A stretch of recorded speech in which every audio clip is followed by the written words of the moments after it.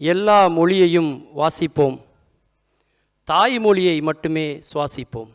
என்னை வாழ வைத்து கொண்டிருக்கும் தமிழுக்கும் வாழ்த்தி கொண்டிருக்கும் உங்களுக்கும் என் பணிவான வணக்கம். உலகத்திலேயே உயரமான கட்டிடங்கள் இருக்கிற நாடு துபாய். நான் யோசித்து பார்த்தேன், ஏன் உலகத்தில் உயர்ந்த கட்டிடங்களை இவர்கள் கட்டுகிறார்கள் என்று பார்த்தேன். கட்டடங்கள் மட்டும் உயர்ந்ததல்ல, இங்குள்ளவர்களின் மனமும் உயர்ந்தது என்பதை உலகத்துக்கு சொல்வதற்காகத்தான் இங்கே உயர்ந்த கட்டடங்கள் இருக்கிறதோ என்று நான் நினைத்து பார்க்கிறேன். எங்களை வியக்க வைத்துக் கொண்டிருக்கக்கூடிய கோடிக்கணக்கான ரசிக பெருமக்களுக்கும் துபாய் அன்பர்களுக்கும் எங்களது பட்டிமன்ற குழுவின் சார்பாக எங்களது பணிவான வணக்கத்தை முதலில் தெரிவிக்கிறோம். புத்தகம் என்பதும் வாழ்க்கை என்பதும் திருமணம் என்பதும் ஒன்றுதான். அதனால தான் நல்லா யோசித்து இன்னைக்கு வாழ்க்கை என்ற புத்தகத்தினுடைய வசந்தகால அத்தியாயம் எது? திருமணத்துக்கு முன்பா அப்படின்னு 3 பேர், திருமணத்துக்கு பின்பா அப்படின்னு 3 பேர் பேசுறதுக்காக வந்திருக்காங்க. இந்த திருமணத்துக்கு பின்னாடி பார்த்தீங்களா அமைதியாக இருப்பாங்க. இந்த அமைதிக்கான நோபல் பரிசுலாம் இவங்களுக்கு தான் கொடுக்கணும் அப்படின்னு ஒரு அருமையான ஒரு தலைப்பு இன்றைக்கு ஏற்பாடு செய்யப்பட்டிருக்கிறது. உண்மையிலே ஒரு மனிதனுடைய வாழ்க்கையில் 2 விஷயம் முக்கியம் சார். பிறக்கும்போது தாலாட்டு, ஒரு மனிதன் வாழ்க்கை முடியும் போது நீராட்டு. இந்த 2மே ஒரு மனிதனால் உணர முடியாது, தெரியுமா? தாலாட்டை உணர முடியாது. ஏன்? குழந்தையா இருப்ப. இப்போ தாலாட்டை உணரவே முடியாது, ஏன்னா யாருக்கும் தெரியாது. ஒரு நிகழ்ச்சி நடக்கணும்னா பணம் இல்லாமல் நடக்காது. எங்கள் ஊரில் ஒருத்தன் மகா கஞ்சன், 5 பைசா தரமாட்டான். அவன்கிட்ட நீ அனுப்பிச்சிட்டாங்க, நீ போய் கோயில் கும்பாபிஷேகத்துக்கு 5000 பணம் வாங்கிட்டு வந்துட்டு. நான் மகா கஞ்சனாச்சடா தரமாட்டான்டா அப்படின்னு. இல்லை சார், நீங்கள் கேட்டால் தருவார். சரி, நானும் போய் ஐயா கோயில் கும்பாபிஷேகம் 5000 பணம் கொடு. 5 லட்ச ரூபா கொடுத்தாரு சார். 5 லட்சம் 5000 தூரம் 5 லட்சம் கொடுத்தான்.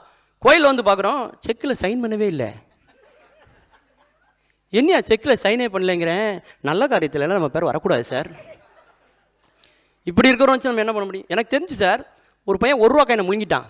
எவ்வளோ பெரிய பெரிய ஸ்பெஷலிஸ்ட் டாக்டர்கிட்டலாம் கூட்டு போய் காமிச்சாங்கண்ணே, ஒன்றுமே பண்ண முடியல. ஏன்ட்டா வந்தாங்க. நான் சொன்னேன், அந்த 3வது தெருவில் ஒருத்தர் இருக்கார், அவர்கிட்ட கூட்டு போ அப்படின்னேன். பட்டார்னு தட்டா டப்பார்னு காயில் வெளில வந்து விழுந்துச்சு. என்னையா அவர் என்ன ஸ்பெஷலிஸ்ட் அப்படின்னா, என்ன படிச்சிருக்காரு? என்ன ஒன்றும் கிடையாது, அவர் தான் இன்கம் டேக்ஸ் ஆஃபீஸர். அவருக்கு தான் தெரியும் எங்கே தட்டினா பணம் எங்கே வரணும், அவருக்கு தான் தெரியும் இல்லையா?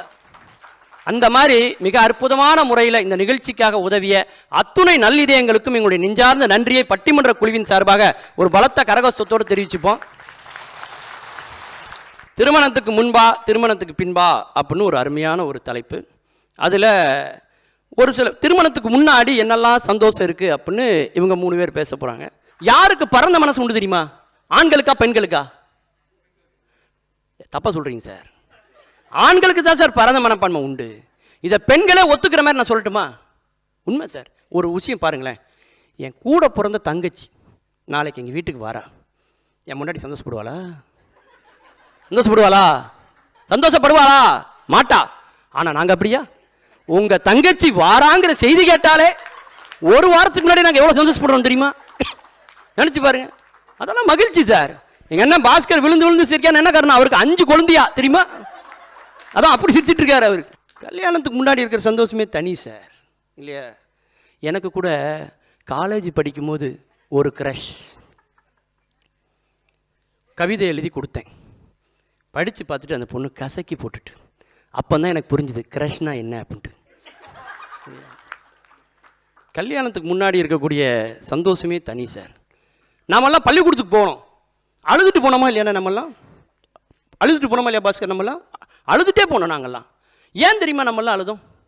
அப்போல்லாம் கிளவிங்களாக கொண்டு டீச்சராக போட்டிருந்தாங்க. படிக்கணுங்கிற எண்ணமே நமக்கு வராமல் போச்சு. இப்போ அப்படி கிடையாது. என் பொண்ணு படிக்கிற ஸ்கூல்லாம் அழகழகான டீச்சராக போட்டிருக்காங்க. நானே கூட்டு போயிட்டு கூட்டு வரேன்னா பார்த்துக்கோங்களேன். 2 அன்னைக்கு இருந்த மாதிரி கல்வி இன்னைக்கு இல்லை, அப்படியே மாறிட்டே இருக்கு. யோசிச்சு பாருங்க சார். பாடம் அன்னைக்கு ஒரு பெரிய சுமையாக இருந்தது, இன்னைக்கு அப்படி இல்லை, எல்லாம் என்ஜாய் பண்ணுறான். யோசிச்சு பாருங்க. கல்யாணத்துக்கு பின்னாடி தான் சந்தோஷம் அப்படின்னு இவங்க பேசுகிறாங்க. யோசிச்சு பாருங்க. கல்யாணத்துக்கு அப்புறம் நமக்கு மனசுக்கு பிடிச்ச பாட்டை ஒரு கால டியூனாக உங்களால் வைக்க முடியுமாயா? எனக்கு ரொம்ப பிடிச்ச பாட்டு சுந்தரி கண்ணால் ஒரு சேதி, இந்த பாட்டை நான் டியூனாக வைக்க முடியுமா? யோசிச்சு பாருங்க. முடியுமா? முடியலையா? சுதந்திரம்லாம் போச்சே. இங்கே பேசுகிறேன். நைட்டு 12 மணி இருக்கு, என் முன்னாடி எழுப்புறா, யோ யாரையும் உனக்கு இந்த நேரத்தில் பியூட்டிஃபுல்னு போட்டிருக்கா மெசேஜ்? நான் பாதி தூக்கத்தில் யாரா பியூட்டிஃபுல் பார்த்தா அது பேட்டரி ஃபுல்லுன்னு இருக்கு. அப்போ கல்யாணத்துக்கு அப்புறம் இருக்கக்கூடிய மகிழ்ச்சிங்க இல்லை. கல்யாணத்துக்கு முன்னாடி இருக்கிற வாழ்க்கை இன்னைக்கு லிவிங் டுகெதரா இருக்கு. லிவிங் டுகெதரா அல்லது லவ்விங் டுகெதரா, அதுதான் இன்னைக்கு அருமையான ஒரு தலைப்பு. திருமணம் சொர்க்கத்தில் நிச்சயிக்கப்படுகிறது ஒரு கவிஞர், இல்லை திருமணம் ரொக்கத்தில் நிச்சயிக்கப்படுகிறது இன்னொரு கவிஞர். திருமணம் சொர்க்கத்தில் நிச்சயிக்கப்படவில்லை, திருமணம்தான் சொர்க்கத்தையே நிச்சயிக்கிறது. திருமணம் சொர்க்கத்தில் நிச்சயிக்கப்படுகிறது. அவ்வளோ உயரத்தில் ஒரு தவறு நடந்தால் நம்மால் எப்படி தட்டி கேட்க முடியும்?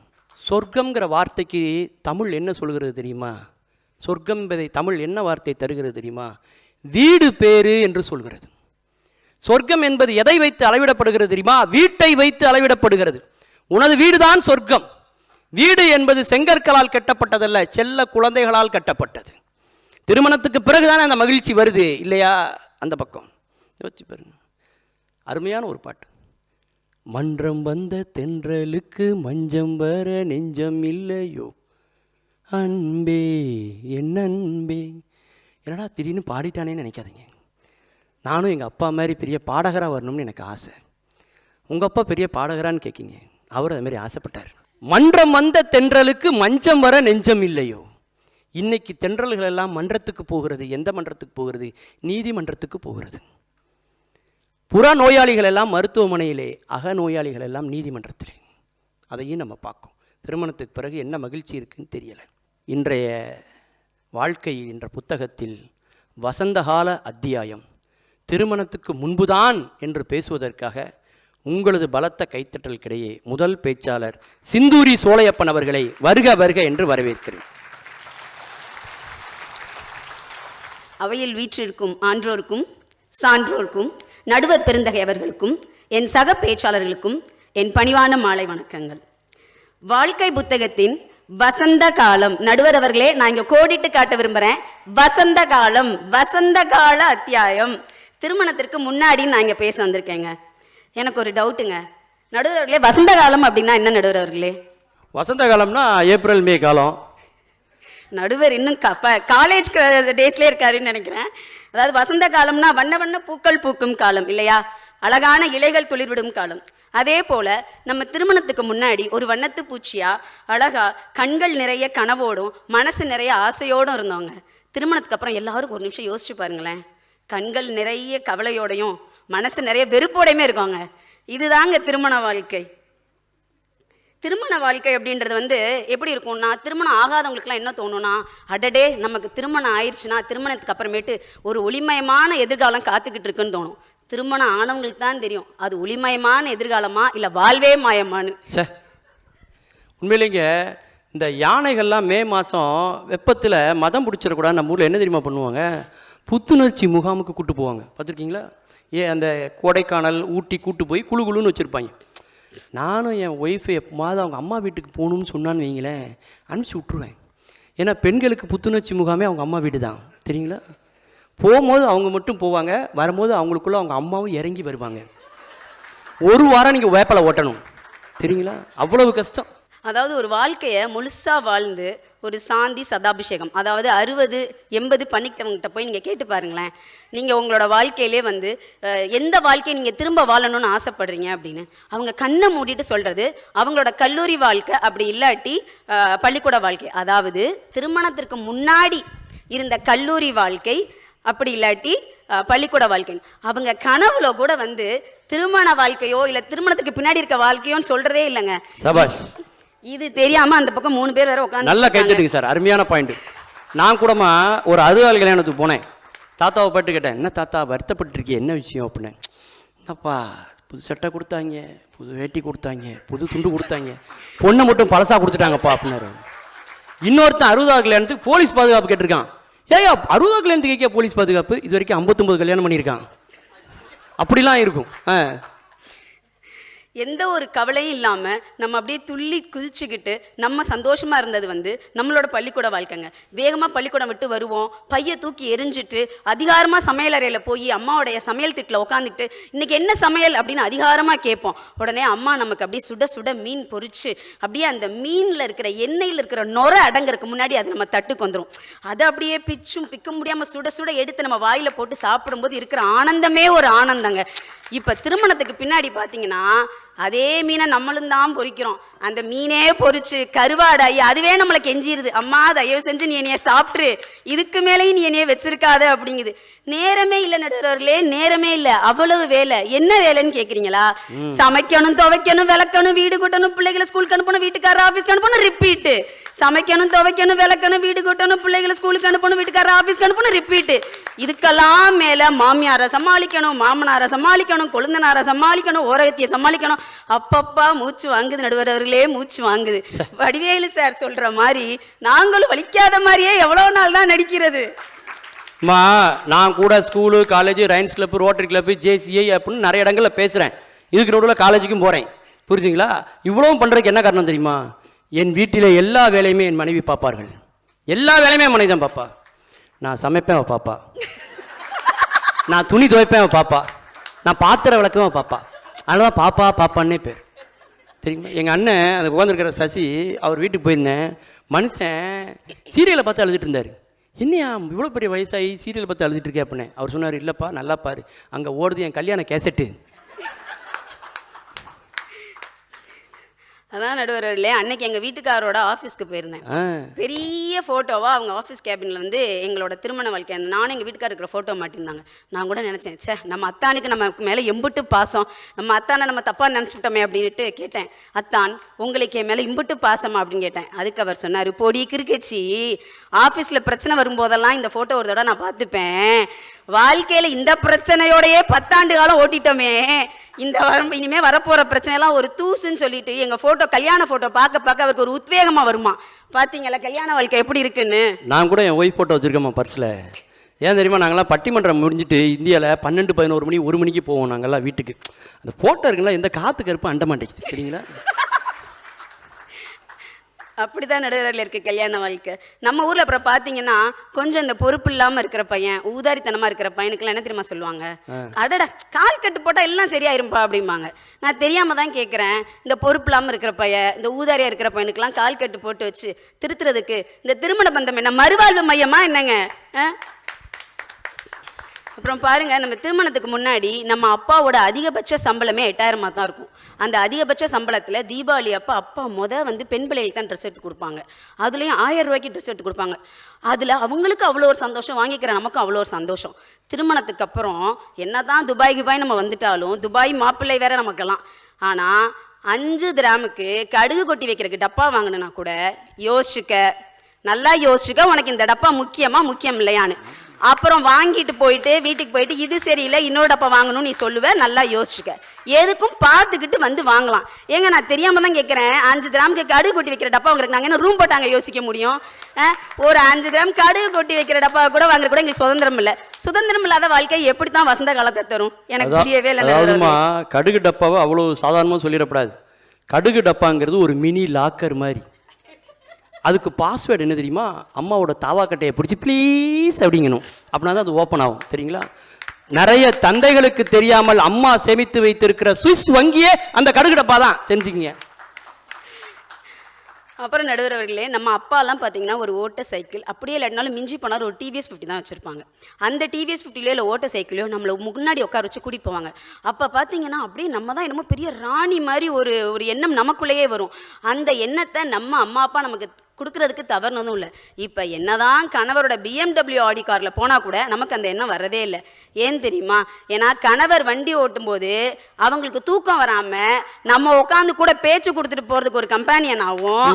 அவங்களுக்கு தண்ணி தவிக்கும் போதெல்லாம் தண்ணி பாட்டிலுக்கு மூடி திறந்து கொடுக்கறதுக்கு ஒரு வேலைக்காரியாகவுமே தான் நம்ம நடுவில் அவர்களே எங்களை எல்லாம் வச்சுருக்காங்க. நீங்கள் ரொம்ப அமைதியாக தான் வருவீங்க. நீங்கள் மெட்ராஸ் ஹைகோர்ட்டில் ஒரு தீர்ப்பு சார், செல்ஃபோன் பேசிட்டு யாராவது வண்டி ஓட்டினீங்கன்னா செல்ஃபோனை பறிமுதல் பண்ணிடுவோம்னா.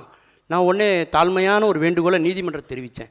பின்னாடி உட்காந்து தொணன்னு பேசி உயிரை வாங்குறா சார், இனிமேல் யாராவது பேசினா மனைவியையும் பறிமுதல் செய்வோம்னு ஒரு சட்டத்தை போடுங்க சார். நீங்கள் தூக்கம் உங்களுக்கு வண்டி ஓட்டல தூக்கம் வராம இருக்கணுமா இல்லையா? அதுக்காக தான் ஒரு என்டர்டைன்மெண்ட்டா வந்துகிட்டு இருக்காங்க. எங்களுக்கெல்லாம் தூக்கம் வராதுமா. இந்த எல்லாரும் ஹெல்மெட் போடணும் சட்டம் சொல்லுது இல்லையா சார்? எங்கள் தமிழ்நாட்டில் அந்த சட்டம் வர்றதுக்கு முன்னாடியே அதை ஃபாலோ பண்ணது யார் தெரியுமா? எங்கள் காலேஜ் ஸ்டூடெண்ட்ஸ் தான். அத்தனை பேரும் ஹெல்மெட் போட்டான் சார்.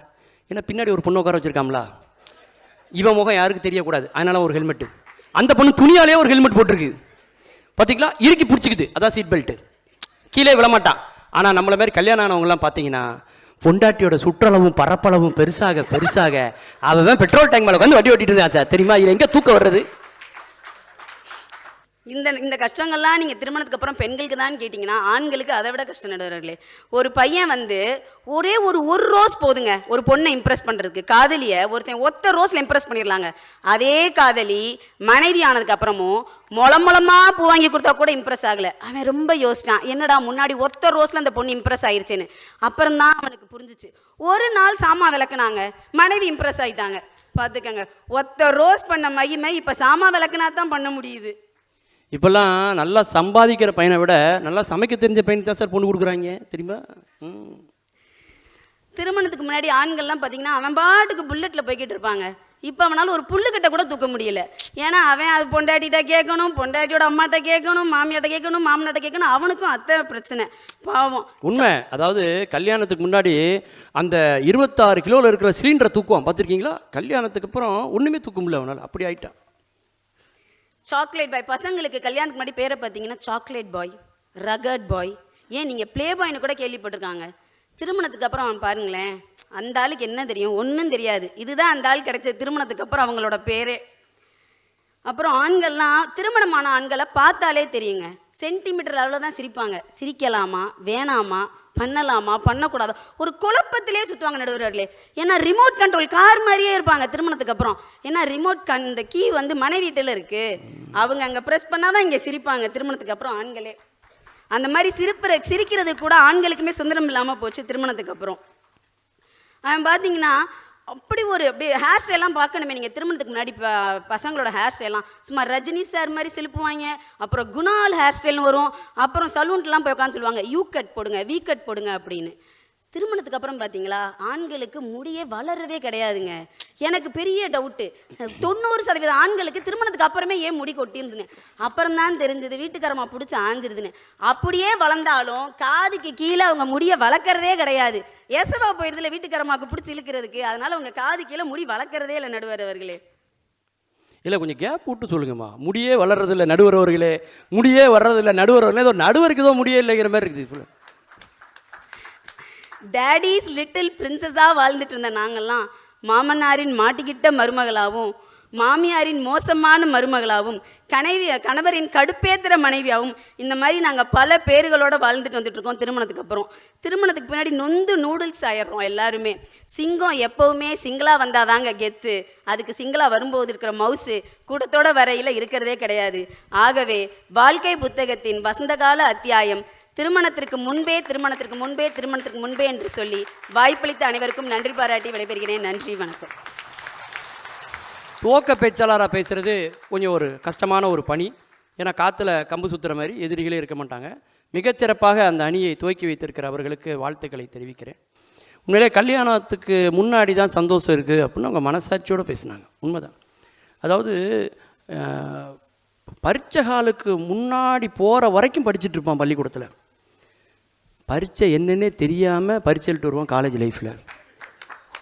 ஒட்டுமொத்த புக்கையும் கொண்டு போவோம் பள்ளிக்கூடத்துக்கு. ஒட்டுமொத்தமாகவே ஒரே ஒரு புக்கு தான் கொண்டு போவோம் காலேஜுக்கு. காலேஜ் போகிற பையலை பார்த்து ஸ்கூல் பையலாக பொறாமப்படுவான். ஸ்கூலுக்கு போகிற பையலை பார்த்து காலேஜ் பையன் பொறாமப்படுவான் இல்லையா? அப்படிப்பட்ட ஒரு பொன்னான காலம் திருமணத்துக்கு முன்னாடி உள்ள காலம். ஸ்கூலில் அவன் வந்து பார்த்திங்கன்னா டவுசரில் ஆரம்பித்து கடைசியில் வந்து பார்த்திங்கன்னா பேண்ட்டில் முடியும். காலேஜில் பேண்ட்டில் ஆரம்பித்து கடைசியில் டவுசரில் முடியும். பார்த்திங்கன்னா தெரியும் இல்லையா? ஒரு மகிழ்ச்சிகரமான ஆனந்தமான ஒரு பருவம். அதெல்லாம் அவங்க பேசியிருக்காங்க. உண்மையிலே புத்திசாலி யார் தெரியுமா சார்? பெண்கள் சார். ஸ்பெஷல் யார் தெரியுமா? பெண்கள் தான் ஸ்பெஷல். ஆண்களுக்கெல்லாம் கூட பாருங்கள் 4-5 கலர் தான் சார் ட்ரெஸ்ஸு. பெண்களுக்கு அப்படி கிடையாது. மஞ்சள்னு எடுத்தால் அந்த மஞ்சள்லே 10 மஞ்சள் வச்சுருக்கான். பச்சைன்னு அதிலே 10 பச்சை வச்சுருக்கான். தெரியுங்களா? என்றைக்குமே ஒரு பொண்ணு போன உடனேயே சேலை எடுத்தான்னு வைங்களேன், அது யாருக்கு நினைக்கிறீங்க? என் பொண்டாட்டி போன உடனே சேலை எடுத்தா சார் 500 ரூபாய்க்கு. யாருக்கு? எங்கள் அம்மாவுக்கு. 500 எடுத்தாங்க சிலை. போன உடனே அப்புறம் ஒரு 15 மணி நேரம் ஆச்சு. ஒரு 4 கடை போய் எல்லாத்தையும் இறக்கி போட்டு, இந்த டிசைனில் அந்த கலர் இல்லை, அந்த கலரில் இந்த டிசைன் இல்லை அப்படின்ட்டு கடைசியாக ஒரு 5000 ரூபாய்க்கு ஒரு சேலை எடுத்தா. யாருக்கு? அவளுக்கு. ஆனால் ஒரு நல்ல காரியம் பண்ணா. இந்த 500 ரூபா ஸ்டிக்கர் எடுத்து 5000 ரூபாவில் ஓட்டினா, 5000 ஸ்டிக்கர் எடுத்து 500 ரூபாவில் ஓட்டினா. எங்கள் அம்மாட்ட போனா, அத்தே உங்களுக்காக 5000 ரூபாயில் செலவு வாங்கியிருக்கேன் தே. எங்கள் அம்மா எப்படிப்பட்டாலும் பழந்துன்னு கொட்டை போட்டவளாச்சே, ஏன்டி வீட்டில் இருக்கிற எனக்கு எதுக்கடி 5000 ரூபா சேலை, 500 ரூபா சேலையே போதும்ட்டா எங்கள் அம்மா. சரிங்களா? மகிழ்ச்சிங்கிறது கல்யாணத்துக்கு அப்புறம் உண்டு சார். அதை அனுபவிக்கிற விதத்தில் இருக்குது, பார்க்குற பார்வையில் இருக்குது. கல்யாணத்துக்கு ஒன்றும் இல்லை, ஒரு கோயிலுக்கு போய் பாருங்களேன். ஆண்கள் கியூ பெண்கள் கியூன்னு 2 இருக்கும். ஆண்கள் கியூ பாருங்கள், அமைதியாக இருக்கும், சத்தமே வராது, அமைதியாக மனசுக்குள்ளேயே சாமி கும்பிடுவான். ஏன்? வீட்டில் அப்படியே பழகிருக்காம பார்த்தீங்களா, வாயே திறக்க மாட்டான், மனசுக்குள்ளேயே சாமி கும்பிடுவான். ஆண்டவா எப்படியாவது எங்கள் அம்மாட்டேருந்து என் பொண்டாட்டியை காப்பாற்று, ஆண்டவா எப்படியாவது பொண்டாட்டிக்கிட்டேருந்து எங்கள் அம்மாவை காப்பாற்று, ஆண்டவா எப்படியா இதுக்கு 2டேருந்து என்னை காப்பாற்று. ஆனால் பெண்கள் கியூ பாருங்கள், பேசிக்கினே என்ன தான் பேசுவாங்களோ, பேசி பேசி பேசி ஐயத்தை போய் அவர்கிட்ட என்ன ஏற நேற்று கோயிலுக்கு வரல, ஆற்றுல ஒரு காரியமாக இருந்தால் தான் வர முடியல. அந்த அம்மா பெரிய தங்காவை கொடுத்துருக்கோம், அவர் உடச்சி கொடுக்கும்போது சின்ன தங்காவை கொடுத்துருப்பார். ஐயத்தே சண்டைக்கு போகும், என்ன தங்காய் மாற்றி கொடுத்துட்டேன், உனக்கு இந்த சாமி தான் கூலி கொடுக்கணும், சாவுமே விட்டு போகும். அதனால தான் பாருங்கள் கோயிலெல்லாம் என்ன எழுதி போட்டிருப்பான், பெண்கள் பக்கம் தான் அமைதி காக்கவும். புரியுதுண்ணா? வேறு மதிப்பிற்குரிய அன்பு சகோதரி பாத்திமா தாஹிர் அவர்களை உங்களது பலத்த கைத்தட்டலுக்கிடையே வருக வருக என்று வரவேற்கிறேன். வாழ்க்கை புத்தகத்தின் வசந்த கால அத்தியாயம் திருமணத்திற்கு பின்பே அப்படின்னு நான் இங்கே வந்து பேச வந்திருக்கேன். ஆனால் மனசாட்சியே இல்லாமல் எதிரணியில் 3 பேர் வந்து உட்காந்துருக்காங்க. இங்கே உட்காந்துருக்க 3 பேரையும் நீங்கள் எல்லாருமே பார்த்துட்டு இருக்கீங்க. 3 பேருமே திருமணமானவர்கள், சரியா? திருமணமானவர்கள் மட்டும் இல்லாமல் 3 பேரும் குடும்பத்தினரோடு இங்கு வெளிநாடுகளில் மகிழ்ச்சியாக வசிக்கக்கூடிய அழகான குடும்பத்தை கொண்டவர்கள். அப்படி இல்லாமல் இந்த கேரளா மலையாளத்துலேருந்து வந்து ரொம்ப சிறப்பாக ஒரு எழுத்தாளர் பேசிட்டு போனாங்க இல்லையா, அது திருக்குறள் சொன்னாங்களே, நன்றி மறப்பது நன்றன்று, நன்றல்லது அன்றே மறப்பது நன்று. அவர் சொன்னதுக்காகவாது ஆஹா நன்றியை நம்ம மறக்கக்கூடாதே, நம்ம வந்துட்டு இவ்வளோ சந்தோஷமாக இங்கே திருமணத்துக்கு பிறகு மகிழ்ச்சியாக இருக்கிறோமே, குடும்பத்தோடு இருக்கிறோமே அப்படின்னு யாராவது ஒருவராவது மனம் மாறி சொல்லுவாங்கன்னு நானும் எதிர்பார்த்தேன் ஐயா. ஆனால் அது நடக்கவே இல்லை. இதில் இன்னொன்று என்னன்னா, நடுவர் ஐயாவும் கொஞ்சம் அந்த பக்கம் சாய்வது போல் எனக்கு ஒரு வருத்தம். நீங்கள் பேசுவதெல்லாம் அவர்களுக்கு சாதகமாகவே இருப்பது போலவே கொஞ்சம் தெரிகிறது ஐயா. ஆதாம் ஏவாள் கூட ஏன் சேர்ந்தாங்க? அவங்க வந்து தனியாகவே இருந்திருக்கலாமே, இந்த உலகம் தோன்றாமலே இருந்திருக்கணுமே நினைப்பாங்க போல. இந்த 3 பேரும் அப்படிப்பட்டவங்களா இருக்காங்க. யாரும் சேர்ந்தாவே உங்களுக்கு பிடிக்காதுன்னு நினைக்கிறேன். அம்மா, முதல்ல இறைவன் யாரை படைச்சாரு? ஆதாம். ஆதாம் யாரு? ஆனா பொண்ணா? ஆண். ஆணினுடைய விலா எலும்பை உடித்துத்தான் பெண்ணை படைத்தான். இப்போ முதல் பொண்ணே ஆணோட விலா எலும்பை முறிச்சிட்டு தான் பிறந்திருக்கா. அதுலேயும் ஒரு என்ன வருதுன்னா, ஆதாமை படைத்து விட்டு அவர் ஓய்வெடுத்தார், அதன் பிறகு ஏவாளை படைத்தார். என்ன அர்த்தம்? இதை படைச்சதுக்கு அப்புறம் ஓய்வெடுக்கவே முடியாதுன்னு ஆண்டவனுக்கே தெரிஞ்சிருக்கு. ஆண்டவர் சொல்கிறார் அந்த கனியை சாப்பிடாதீங்கன்னு, இல்லையா? அப்போ ஏவாள் கேட்டாளா? ஆண்டவன் சொல்லியே முதல் பொண்ணே கேட்கல, அப்போ நான் சொல்லியே முன்னாடி கேட்பாளா? யோசிச்சு பாருங்க. சில நேரம் கேட்கலைன்னா கூட அதனால நல்லது தான் நடக்கும் நடுவர் அவர்களே. வீட்லையும் இதே கதை தான். நீங்களும் இதே வார்த்தையை கேட்டுட்டு தான் வந்திருப்பாங்க எல்லா ஆண்களும். வீட்டில் உள்ள பெண்கள் சொல்கிறத எந்த ஆண்களும் கேட்குறதே கிடையாது. எல்லாருமே இதை அனுபவிச்சிருப்பாங்க. ஏதாவது ஒரு தப்பு நடக்கும், அப்பமா நான் அப்போவே சொன்னேன்ல, கேட்டீங்களா? இது எல்லாருமே கேட்டிருப்பீங்க தானே? கல்யாணம் பண்ணதே பெரிய தப்புன்னு உட்காந்துட்டு இருக்கோம்மா நாங்கள். நடுவர் அவர்களே, தாங்கள் நடுவராகவே பேச வேண்டும் என்று நான் மிக விருப்பமாக கேட்டுக்கொள்கிறேன். அக்கா வரவில்லை என்றதுக்காக நீங்கள் இப்படியெல்லாம் ஆடக்கூடாது. இது அவங்க தொலைக்காட்சியில் பார்ப்பாங்கங்கிற பயம் எனக்கு இருக்குமா உள்ளூர. அதுக்கப்புறம் என்ன சொல்கிறாங்கன்னா, இந்த தலைப்பை பாருங்களேன். வாழ்க்கை புத்தகத்துடைய வசந்த கால அத்தியாயம். ஒரு புத்தகம்னு ஒரு மனிதனுடைய வாழ்க்கையை எடுத்துக்கொண்டால் சராசரி அவனுடைய வாழ்நாள் ஒரு 100 ஆண்டுகள். இப்போ யாரும் 100 ஆண்டுகள் வாழ்றதே அரிதாக இருக்கு. இருந்தாலும் ஒரு 100 ஆண்டுகளில் திருமணத்திற்கு முன்புனா மேக்ஸ் டு மேக்சிமம் எத்தனை வயசில் கல்யாணம் பண்ணுவாங்க? அதிகபட்சம் போனால் ஒரு 30 வயசுன்னு வச்சுக்கோங்க. அந்த வயதுக்குள்ளே நடக்கக்கூடிய அந்த காலகட்டம் தான் வந்து வசந்த காலமா? அதற்கு பிறகு அந்த 30 வயது 24 வயதுக்கு பிறகு எத்தனை அனுபவங்களை நீங்கள் வந்து ரசிக்கிறதுக்கு எவ்வளோ விஷயங்கள் இருக்கு. நான் வந்து அதே இதில் தான் இருப்பேன். இப்போ ஒரு குழந்தை பிறக்குதுன்னா அதுக்கு பிறந்து வந்திருக்குன்னு சொல்லிட்டு ஒரு தேன் வாயில வைப்பாங்க. எனக்கு அதே தேன் தான் பிடிச்சிருக்கு, நான் அதுலேயே தான் வாழ்றேன்னு சொன்னால் வாழ முடியுமா? இது இயற்கைக்கு தான் சாத்தியமா? நடுவர் அவர்களே கொஞ்சம் சொல்லுங்க. இப்போ நீங்க இந்த சைடு உள்ளவங்கலாம் பார்த்தீங்கன்னு வச்சுக்கோங்களேன், எல்லாமே வாங்கிக்கிற கூட்டமாக இருக்காங்க. எல்லாம் ரொம்ப கஞ்சமாக இருக்காங்க. எதாக இருந்தாலும் டேடிஸ் லிட்டில் பிரின்சஸ், அப்பா எனக்கு இதை கொடுத்தார், நான் மீன் அம்மா சமைச்சிட்டே இருப்பாங்களாமா. அதை வந்து அந்த நுர அடங்குறதுக்குள்ளார இவங்க வந்து சாப்பிட்ருவாங்களாமா. இப்போ வந்து தீஞ்சு போய் சாப்பிட்றாங்களாமா. எத்தனை நாளைக்கு நீங்களே சாப்பிட்டுட்டு இருக்குது? நாளைக்கு உங்களுடைய குழந்தையே அதே பிரின்சஸ் போல பிரின்ஸ் போல நீங்க அவங்களுக்கு கொடுக்கும் போது தானே அது முடிவடையுது. நல்ல கை தட்டலாம், அருமையான கருத்து. அப்போ நான் எல்லாத்தையுமே வாங்கி கொண்டே இருப்பேன் என்றால் என்ன அர்த்தம்? இப்பொழுதுதான் வந்து ஒரு அழகான ஒரு ரமலான் மாதம், ஒரு ஈகை மாதம், ஒரு அன்புக்குரிய மாதத்தை கடந்து வந்திருக்கிறோம். அப்போ அன்பு செய்யுங்க, ஈகை கொடுங்க அப்படின்ட்டு நம்ம எல்லாத்தையும் படிச்சுட்டு இல்லை நான் எப்போவுமே டேடிஸ் லிட்டில் பிரின்சஸாக தான் இருப்பேன் அப்படின்னா எப்படி நடுவர் அவர்களே இது வந்து சாத்தியம்? அதில் ஒரு விஷயமா, சின்ன குழந்தைகளுக்கு அப்போ 1000 கண்டிஷன் போடுவார், ரூல்ஸ் போடுவார். ஆனால் அந்த பெண் குழந்தை அழும். அப்போ எல்லா ரூல்ஸும் காற்றுல பறந்துடும் சார், இல்லையா? அந்த பொண்ணுக்கு சின்ன வயசுலேயே தெரியுது ஒரு ஆணை எப்படி வலிக்கு கொண்டு வரணும்னு. அப்படியே ட்ரெயின் அதே வேலையை புருஷன்ட்ட காட்டுது. உண்டா இல்லையா சார்? எதிரணியில் அமர்ந்திருக்கக்கூடிய அனைவருக்கும் நான் ஏற்கனவே சொன்ன மாதிரி அந்த இனிப்பு மட்டும்தான். எனக்கு வந்து எல்லாமே கொடுக்கணும், எனக்கு எல்லாருமே செய்யணும், நான் எதுவும் செய்ய முடியாது. ஒரு தண்ணி பாட்டில் கூட திறந்து கொடுக்க முடியாது. சொன்னாங்களா இல்லையா? கணவர் வந்துட்டு ஆடி BMW காரு, நல்லா நோட் பண்ணிக்கோங்க. நம்மலாம் நார்மல் காரில் கூட்டிகிட்டு போனாலே மனுஷன் நல்லா இருக்கான்னு நினைக்கிற காலத்தில் ஆடி BMW காரில், அதுவும் லாங் டிரைவு, அவருடைய கால் வலிக்க கை கடுக்க கண்ணு உற்று பார்க்க இந்த அம்மாவை வந்து அப்போவும் அதே பிரின்சஸ், ஒரு பிரின்ஸ், ஒரு குயின் மாதிரி வச்சு அந்த காரில் கூட்டிகிட்டு போனால் ஒரு தவிச்ச வாய்க்கு தண்ணி கொடுக்கறத கூட வந்து சொல்லி கொடுக்குறாங்க சிந்தூரி சோலையப்பன். எப்படி மகிழ்ச்சி இருக்கும் இந்த மாதிரி குடும்பத்தில்? நீங்களே சொல்லுங்க, எப்படி மகிழ்ச்சி அங்கே நிலவ முடியும்? கொடுப்பதில் தானே இன்பம். இவ்வளவு செய்கிறாரே அப்படின்னு அந்த ஒரு நன்றி உணர்வு இருந்திருந்தா அங்கே வந்து மகிழ்ச்சி இருக்கும். அது வசந்த காலமாக தெரியும். ஆனால் வந்துட்டு இப்போ கூட தண்ணி திறந்து கேட்குறாரு, இவருக்கு தண்ணியை வேற நான் திறந்து கொடுக்கணுமா?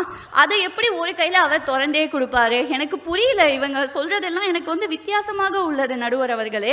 அதே மாதிரி எல்லாமே அந்த இனிப்பு மட்டும்தான் எனக்கு போதும், அதுவே வசந்த காலம். திருமணத்திற்கு முன்பு எல்லாரும் எனக்கு கொடுத்தார்கள், என் தாய் தந்தை எனக்கு கொடுத்தார்கள், என் நண்பர்கள் என்னை பாற்றுக்கொண்டார்கள், அதுவே எனக்கு போதும் அப்படின்னு நினைக்கிறது வந்து இனிப்பு மட்டும் வச்சு 3 வேளையும் கப்புற மாதிரி. உங்களுக்கு சத்தியமாக சுகர் வருதோ இல்லையோ வாந்தி வரும்.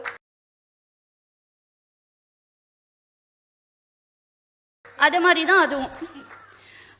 அப்போது ஒரு அறுசுவை அப்படின்னு நீங்கள் எடுத்துக்கிட்டா கூட அந்த அறுசுவையில் எல்லாமே இருக்கும். அதுதான் விருந்து. உங்களுக்கு வந்து உங்கள் உடல் நலனுக்கும் கேடு விளைவிக்கக்கூடாது, உங்கள் மனதுக்கும் கேடு தரக்கூடாது.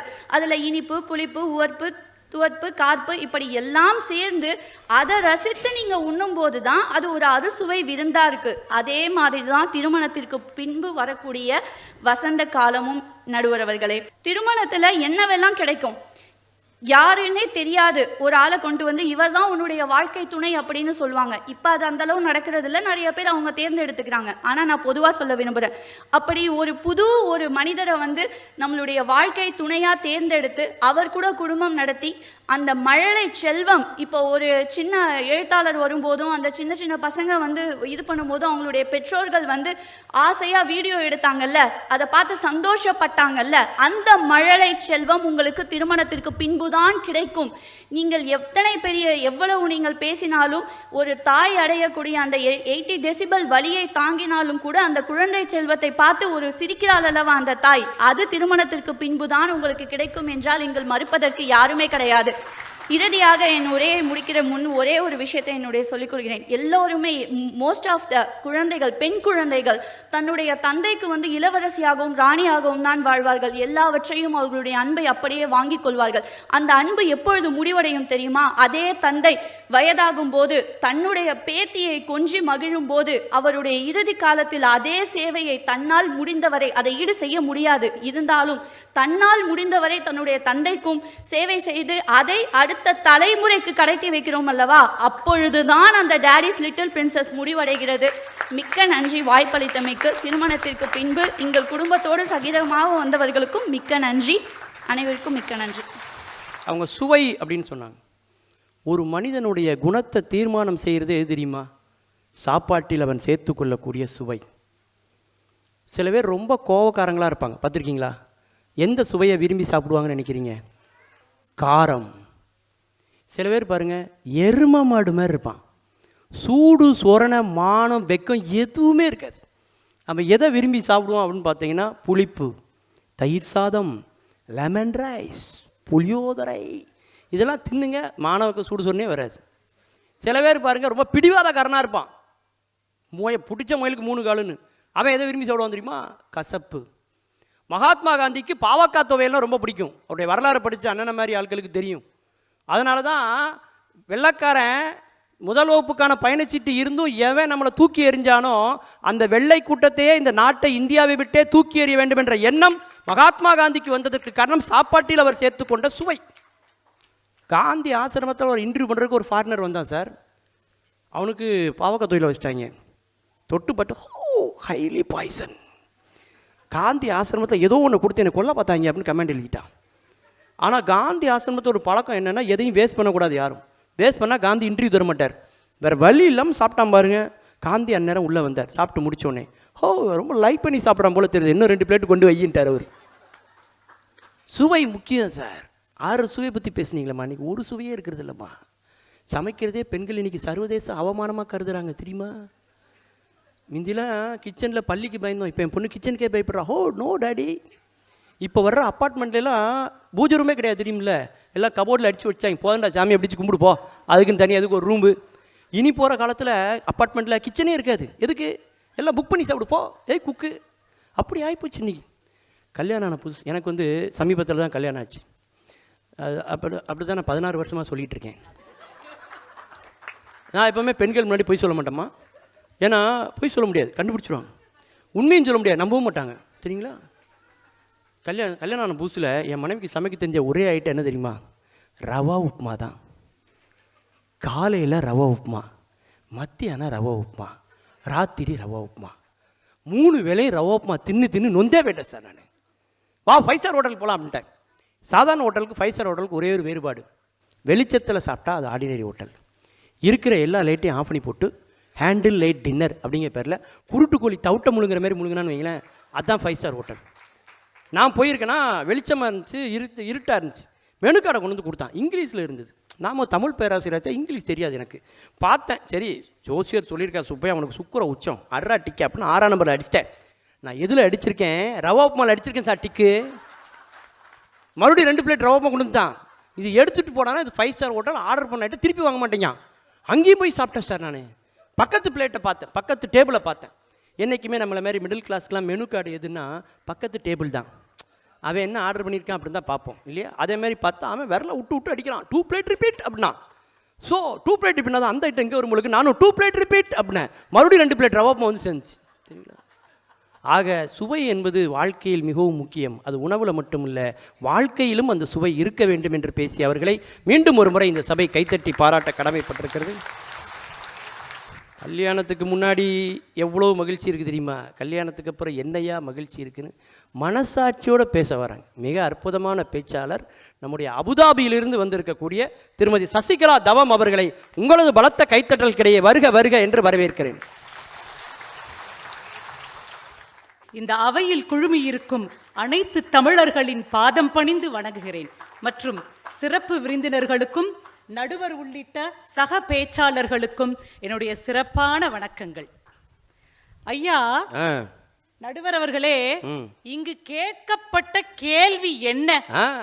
எனக்கு முன்னாடி பேசிட்டு போன ஃபாத்திமா அம்மா என்ன பேசிட்டு போயிருக்காங்க? வாழ்க்கைனா அறுசுவை, இனிப்பு, புளிப்பு, உப்பு, காரம், இஞ்சி, பூண்டு, கொத்தமல்லி, புதினான்னு நேத்து சமைச்ச பிரியாணியிலேயே உட்காந்துருக்காங்க. அம்மா பட்டிமன்றத்துக்கு வந்துட்டோம்மா, கொஞ்சம் முன்னாடி வாங்க. வாழ்க்கைனா என்ன தெரியுமா நடுவர் அவர்களே? வாழ்க்கைனா என்ன தெரியுமா? இன்பம், துன்பம், துக்கம், துயரம், கோபம், தாபம், ஆசை, நிராசை, காதல், காமம், வலி, வேதனை, பயம், சந்தோஷம், நெகிழ்ச்சி, திருப்தி, பரவசம், சமநிலை, எச்சச்ச எச்சச்ச கச்சச்ச கச்சச்ச, இவை நிறைந்ததுதான் வாழ்க்கை என்ற புத்தகம். இந்த புத்தகத்துல எந்த அத்தியாயத்துல உனக்கு இன்பமா இருந்தது? எந்த அத்தியாயத்துல நீ மகிழ்ந்திருந்தாய்? எப்போது உனக்கு வசந்த காலம் வீசியது? திருமணத்திற்கு முன்னா, திருமணத்திற்கு பின்னா என்பதுதான் கேள்வி. நடுவர் அவர்களே, திருமணத்திற்கு முன்னாடி இருக்கக்கூடிய வாழ்க்கைய கொஞ்சம் அசை போட்டு பார்த்தேன். அடடாடாடா, சும்மா குத்தால அருவியில குளிச்ச மாதிரி குளு குளு குளு குளுன்னு இருந்துச்சு. அதே இது திருமணத்துக்கு பிறகு இருக்க வாழ்க்கையும் நினைச்சு பார்த்தேன். நியாயமா இருக்கணும்ல? நினைச்சு பார்த்தா அப்படின்னு சலிப்பா இருக்குது நடுவர் அவர்களே. ஏன் அப்படி சொல்றேன்னு நீங்க எல்லாரும் கேட்கணும்.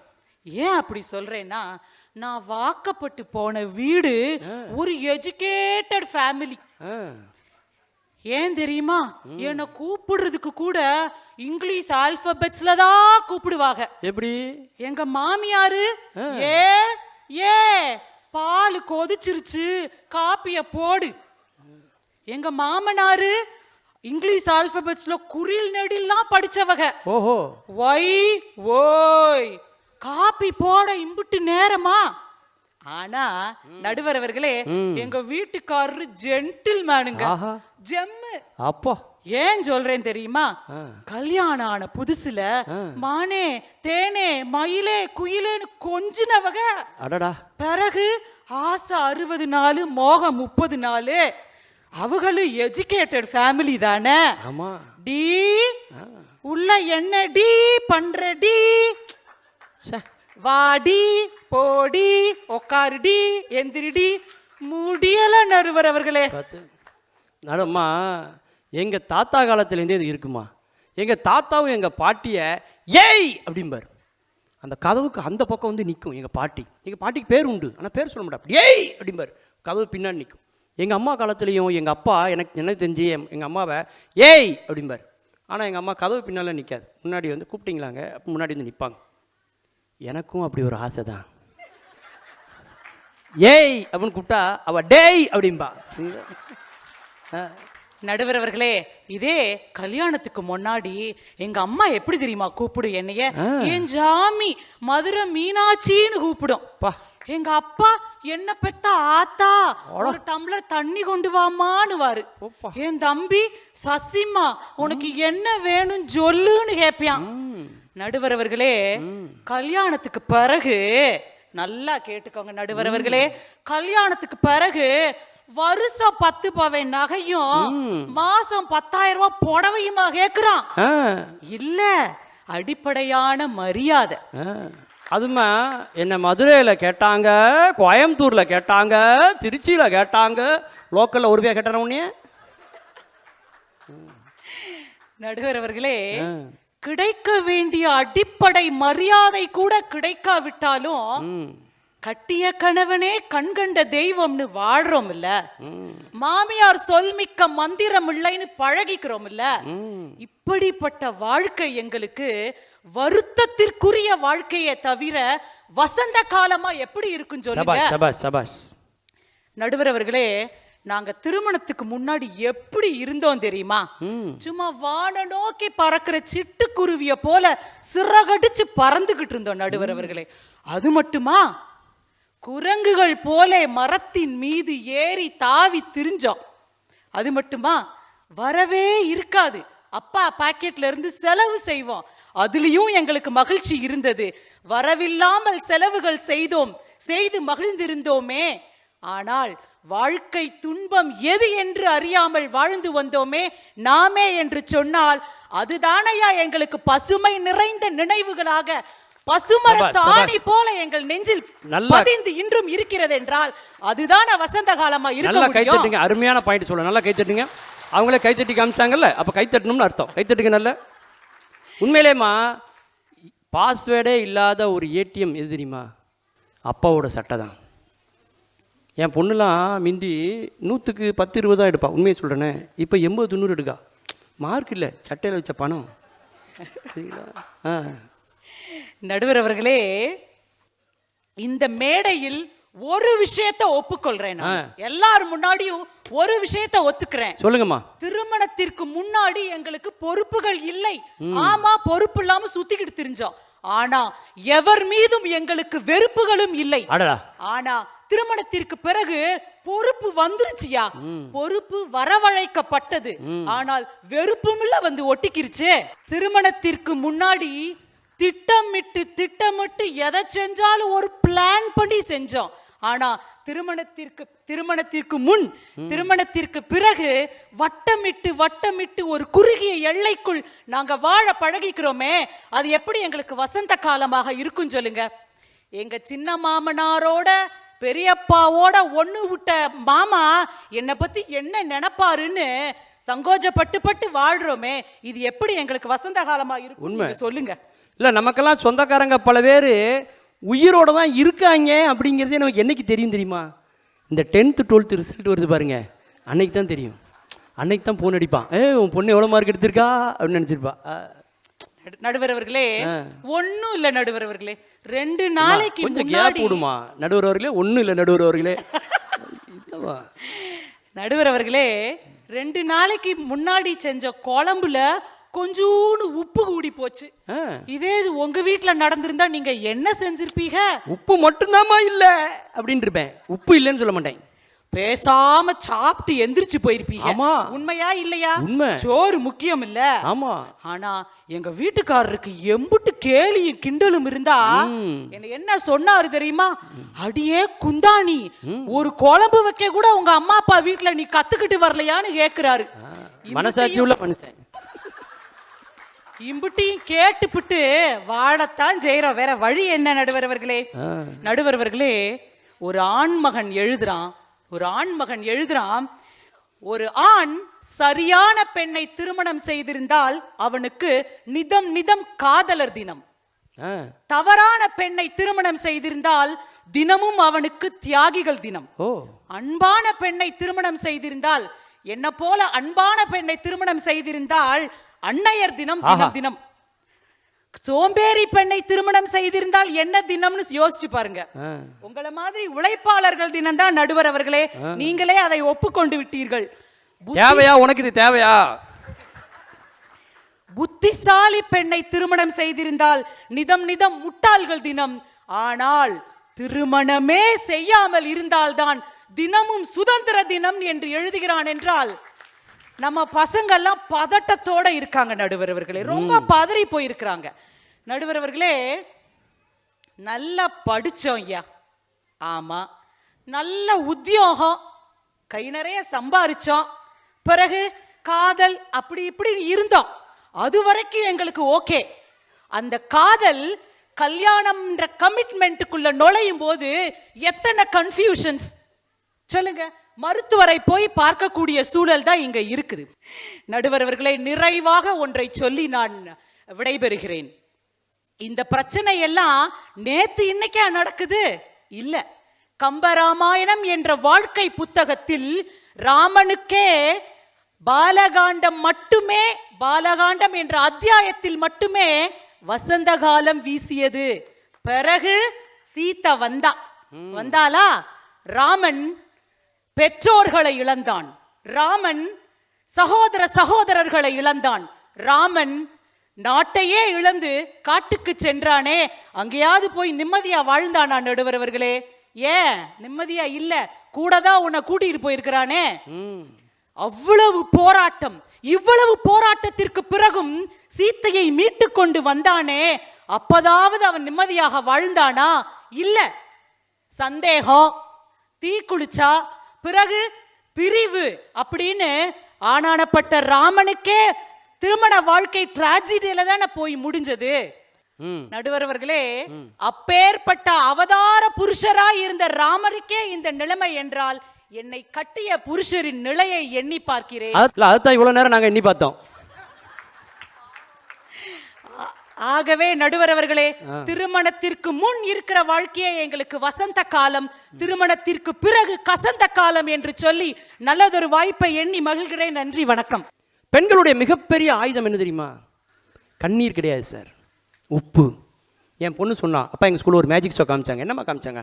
அண்டா நிறைய தண்ணியிலேருந்து தம்மாந்துட்டு கரிச்சிப்பு டபக்குன்னு எடுத்தாருப்பா. இது என்ன பெரிய மேஜிக்கு? உங்கள் அம்மா ஒரு சொட்டு கண்ணீரில் எவ்வளோ நீள பட்டு போட எடுப்பா தெரியுமா அப்படின்னு. நான் பெண்களுடைய மிகப்பெரிய ஆயுதம் என்ன தெரியுமா? உப்பு. நல்லா யோசிச்சு பாருங்க. டிவியில் சமையல் குறிப்பு சொல்கிறவன் எல்லாம் சொல்லுவான், உப்புக்கு மட்டும் தேவையான அளவு. சரிங்களா? அந்த கணவன் மேலே அந்த பொண்ணுக்கு மகிழ்ச்சி இருக்கட்டுமே, கை அளவு சிட்டியை கரெக்டாக உள்ளே போகும் சார். இப்படி போடுவாங்க, சாம்பார் பிரமாதமாக இருக்கும். அவன் மேலே மட்டும் கோவம் இருந்துன்னு வைங்களேன், எனக்கெல்லாம் வடிச்சு கொட்டியே நம்ம வாழ்க்கையெல்லாம் போகுது. போடு. அப்படித்தான் இருக்குது. எங்கே சந்தோஷம் இருக்குது அப்படின்னு அவங்க சொன்னாங்க. கல்யாணத்துக்கு பின்புதான் வசந்த காலம் என்று பேசுவதற்காக மிகப்பெரிய சிங்கமாக வருகிறார். ஏன் அவர் அந்த அணியில் பேசுகிறாருன்னா, ஒய்ஃபோடு அந்த இடத்துக்கு வந்திருக்கார் அவர். அதனால் மிக அற்புதமாக பேசக்கூடிய ஆற்றல் மிக்க அருமை அண்ணன் திரு அபுதாபி கு பாஸ்கர் அவர்களை உங்களது கைத்தட்டல் கிடையே வருக வருக என்று வரவேற்கிறேன். நடுவர் அவர்களே, உங்கள்ட்ட ஒரு கேள்வி கேட்கணும். கேளுங்கய்யா. தங்க செருப்பானாலும் தலையில ஏற்றி வைக்க முடியுமா? முடியுமா? தங்க செருப்புன்னு சொல்லிட்டு யாராவது தலையில வச்சு ஏற்றி வச்சிருந்தா அவங்க என்ன சொல்லுவாங்க? இவங்க பேசுற பேச்சு அப்படித்தான் இருக்குது. கல்யாணத்துக்கு பிறகு வந்து எங்களுக்கு எந்த இன்பமும் இல்லை, கல்யாணத்துக்கு பிறகு எங்களுக்கு எந்த இன்பமும் இல்லை. அதுல இந்த சகோதரி சொல்றாங்க, சிங்கம் சிங்கிளா இருந்தா தான் கெத்து. நடுவர்களே, தனிமரம் தோப்பாகுமா? தனிமரம் தோப்பாகுமா? நரம்பில்லாத வீணைகள் தான் கல்யாணம் செய்யாதவர்கள். நரம்பில்லாத வீணைக்கு எந்த மரியாதை இருக்காதோ அதுபோல கல்யாணம் செய்யாதவர்களுக்கு மரியாதை கிடையாது. ஒன்றை சொல்கிறேன் நடுவர்களே, இது என்ன கல்யாணம் என்ன ஒரு மறுவாழ்வு மையமா? உண்மையை ஒத்துக்கொள்ளுங்கள், நான் அது ஒரு மறுவாழ்வு மையம் என்று தான் சொல்லுவேன். ஏன் தெரியுமா? ஒரு ஆண் தனக்குன்னு உழைச்சாம்னா அவனுக்கு பேர் மனுஷன். குடும்பத்துக்கு உழைக்காம பார்த்தீங்களா, அவனுக்கு பேர் தான் புருஷன். ஒரு எந்த விதமான ஒரு ஊதாரித்தனமாகவும் எந்த விதமான ஒரு பொறுப்புணர்ச்சியும் இல்லாமல் வாழ்ந்துகிட்டு இருப்பான் நடுவர்களே ஒரு மனுஷன், ஒரு ஆம்பளை பிள்ளை. ஆனால் கல்யாணம் பெறின பிறகு பாருங்க, பொண்டாட்டிக்கு ஓடுவான், பிள்ளைக்கு ஓடுவான், ஓடி ஓடி சம்பாதிப்பான். அதான் அழகா சொன்னாப்புல, சேத்த பணத்தை சிக்கனமா செலவு செய்ய பக்குவமா அம்மா கையில கொடுத்து போடு செல்லக்கண்ணு, அவங்க 600 ஆக்குவாங்க செல்லக்கண்ணு, அவங்க 600 ஆக்குவாங்க செல்லக்கண்ணு. என்ன இது அம்மா என்ன பெத்தம்மா நினைச்சீங்களா? வீட்டம்மாவை சொல்லியிருக்காரு மருதகாசி. பாத்தீங்களா? அப்ப பொறுப்பு வரணும்னா, ஒரு மனிதன் பொறுப்பு உடையவனா மாறணும்னா கல்யாணத்துக்கு பிறகுதான் நடுவர்களே. ஆதாம் ஏவாள் காலத்துல இருந்து ஆதார் கார்டு காலம் வரைக்கும் கல்யாண வாழ்க்கை தான் சிறப்பான வாழ்க்கை. ஆதார் கார்டு கூட பாத்தீங்கன்னா அவதார் கார்டு மாதிரி தான் இருக்கும். அந்த ஆதாரத்தையே இந்த அம்மா சேதாரமாக்கிறாங்க. என்ன நடுவர்களே நியாயம்? யோசிச்சு பாருங்க. ஆதாரம் சேதாரம். சேதாரம். டி ராஜேந்திர ரசிகர் அவரு. இன்னொன்னு தெரியுமா நடுவர்களே, இந்த அம்மா அந்த அம்மாவுக்கு வாய் வங்காளாவரி விட வரைக்கும் போயிட்டு வருது. அப்படி சொன்னாங்க, இப்படி சொன்னாங்க. ஏ அப்பா, மதுரை பேச்சுல அங்க ஒன்னு சொல்லட்டுமா? எங்க வீட்டுல கூட என் ஃப்ரெண்டு வந்து ஒரு நாள் என் ஒய்ஃப்கிட்ட கேட்டிருக்கான், பாஸ்கரன் நான் வீட்டுல இருக்காப்லையா அப்படின்னு. அட ஒன்றும் இல்லைங்க, அவர் எங்கேயோ போயிருக்கான்னு சொன்னா முடிஞ்சு போச்சு. அட அது கூட இல்லைங்க, அவன் எங்கேயோ போயிருக்கான்னு சொன்னா கூட முடிஞ்சு போச்சு. என்ன சொல்லிக்கா தெரியுமா? அது எங்கிட்டு மேய்ஞ்சிக்கிட்டு இருக்கோம் யாருக்கு தெரியும்? அது எதை போட்டாலும் திங்கும். அது எங்கிட்டு மேய்ஞ்சிக்கிட்டு இருக்கோம் யாருக்கு தெரியும்? அப்படின்னா எதுல இதெல்லாம் நாங்க வந்து அனுபவிக்க நடுவர்களே, இதை மகிழ்ச்சியாக ஏற்றுக்கொள்கின்றோம். இதை வாழ்க்கையை வாழ தெரியாதவர்கள் ஒவ்வொரு நிமிடமும் வாழ்க்கையை கொண்டாடணும். இவங்க வந்து இங்க வந்து குறை சொல்லிக்கிட்டு இருக்காங்க. ஒன்று தெரியுமா நடுவர்களே, ஒரு சின்ன நீங்கள் எல்லோரும் கேட்ட கதையாகத்தான் இருக்கும் ஒன்று சொல்கின்றேன். ஒரு வீட்டில் ஒரு புருஷன் பொண்டாட்டி வாழ்ந்துட்டு இருக்காங்க. அந்த பொண்டாட்டி சொல்கிறான் அந்த புருஷனை பார்த்து, ஏங்க எப்போ பார்த்தாலும் நான் பேசியே நீங்கள் கேட்டுக்கிட்டு இருக்கீங்க மாமா, இன்னைக்கு ஒரு நாள் நீங்கள் பேசுங்க மாமா, நான் கேட்குறேன் அப்படின்னு. அவன் சொன்னான், இல்லை வேண்டாண்டி, நான் பேசினா தேவையில்லாத வம்பு வருது, எதுக்கு நீயே பேசு, நானே கேட்குறேன். இல்லை மாமா, இன்னைக்கு நீங்கள் பேசி நான் கேட்கணும் மாமா அப்படின்னா. அப்படியா, இன்னைக்கு காலையில் பத்திரிகையில் சொர்க்க நரகம்னு படித்தேன்டி அப்படின்னா. அப்படியா மாமா, சொர்க்கம்னா என்ன மாமா, நரகம்னா என்ன மாமா அப்படின்னு. சொர்க்கம்னா ஒன்றும் இல்லை, நான் செத்தா மாமா செத்தா சொர்க்கம் போவேன், நீ செத்தா நரகம் போவேன் அப்படின்ட்டு இருக்கான் பொண்டாடிட்ட. அப்போ சொர்க்கம்னா எப்படி இருக்கு மாமான்னு அந்த பிள்ளை கேட்டுது. அவன் சொன்னான், ஒன்றும் இல்லை, சொர்க்கத்தில் போனால் ஊர்வசி, ரம்பை, மேனகை எல்லாம் திலோத்தமை. அப்படி மாமா போனோம்னா அப்படியே கையை பிடிச்சி அப்படியே வரவேற்பாங்க. ஆஹா. ஆனால் நரகத்துக்கு போனோம்னு வச்சுக்கோங்களேன், ஒரு குரங்கு நின்று கையை பிடிச்சி வரவேற்கும் இருக்கான். உடனே இந்த பிள்ளை சொல்லியிருக்கு, போங்க மாமா, உங்களுக்கு எப்போவுமே வேடிக்கை தான், நீங்கள் மட்டும் இங்கே இருக்கும்போதும் அழகிய பெண்ணோட இருக்கணும், அங்கே போய் அழகிய பெண்ணோட இருக்கணும், நான் மட்டும் இங்கே இருக்கும்போதோ உங்களுக்கு மட்டும் இங்கேயும் சொர்க்கம் அங்கேயும் சொர்க்கம், எனக்கு மட்டும் இங்கேயும் நரகம் அங்கேயும் நரகமா, உங்களுக்கு மட்டும் இங்கேயும் கருங்குறங்க அங்கேயும் கருங்குறங்க இருக்கணுமா நானு அப்படின்னு சொல்லி இதை நாங்க ரசிக்க நடுவர்களே. இதை நாங்க பொண்டாடி இப்படி பேசிட்டாலும் திட்டல, அவங்க கூட சண்டை போடல. நடுவர் அவர்களே, வாழ்க்கை என்பது என்ன தெரியுமா? அது ஒரு பூக்களால் சூடப்பட்ட, பூக்களால் விரிக்கப்பட்ட மெத்தை கிடையாது.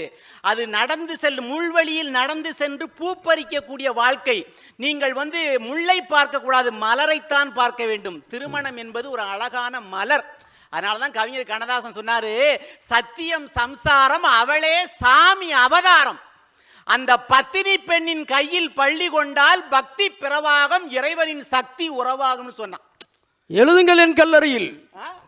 என்ன நடுவர்களே? எழுதுங்கள் என் கல்லறையில்.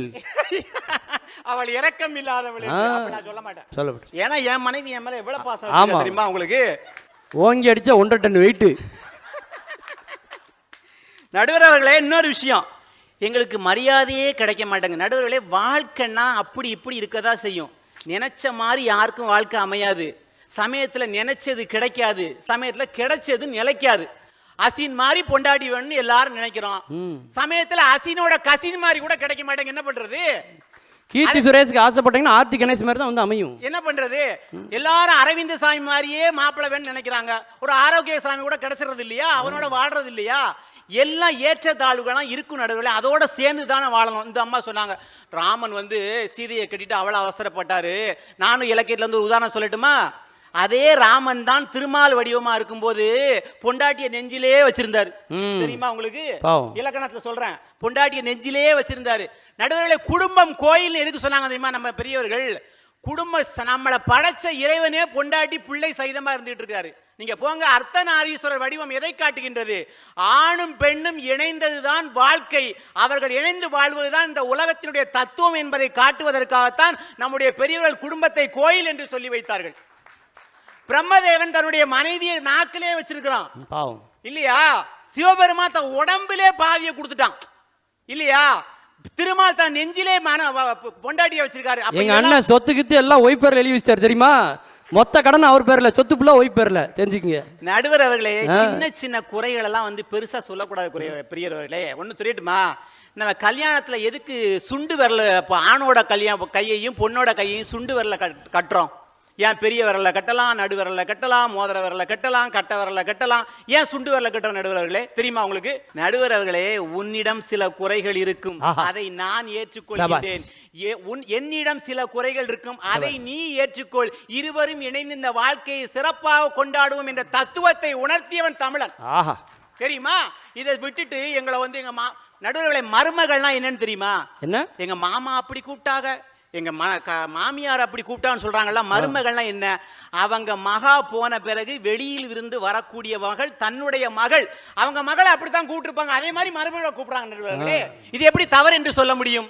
இது அவங்க சொல்றாங்க, எங்க மாமனார் அப்படி கூப்பிட்டாரு, எங்க மருமகளை இப்படி கூப்பிட்டாங்க. குறை சொல்லியே வாழ்ந்து பழக்கம். அந்த என்ன சொன்னாலும் இந்த ஆளுங்கெல்லாம் திருந்தவே மாட்டாங்க. எவ்வளவு ஒண்ணு தெரியுமா? இதுல வேற நாங்க டேடி பிரின்ஸா வாழ்ந்தோம். இப்படித்தான் நிறைய பேர் இந்த பீத்த, நம்ம ஊர்ல சொல்லுவாங்க, அந்த திருநெல்வேலியில பீத்த பெருமை பீத்த கலையம், பேணிக்க ஓட்ட கலையம் பாங்க. எங்க வீட்டுல மீன் அப்படி அம்மா சுட சுட கொடுப்பாங்க. சகோதரியை சொல்லவில்லை, பொதுவாக சொல்கின்றேன்.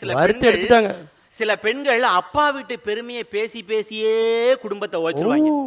11 மணிக்கு அந்த மனுஷன் ஆடி ஓடி அலைஞ்சி இருப்பான். அவன்கிட்ட என்ன திருப்பூர் ஓனர் வீட்டுல கேட்டாங்க, என்ன திருநெல்வேலி அல்வாக்குன்ற ஒரு வீட்டில் ஓனர் வீட்டில் கேட்டாங்க, இந்த பழகா போற மனுஷன் கொண்டு கொடுத்து என்ன சுகத்தை கண்டேன் நானு.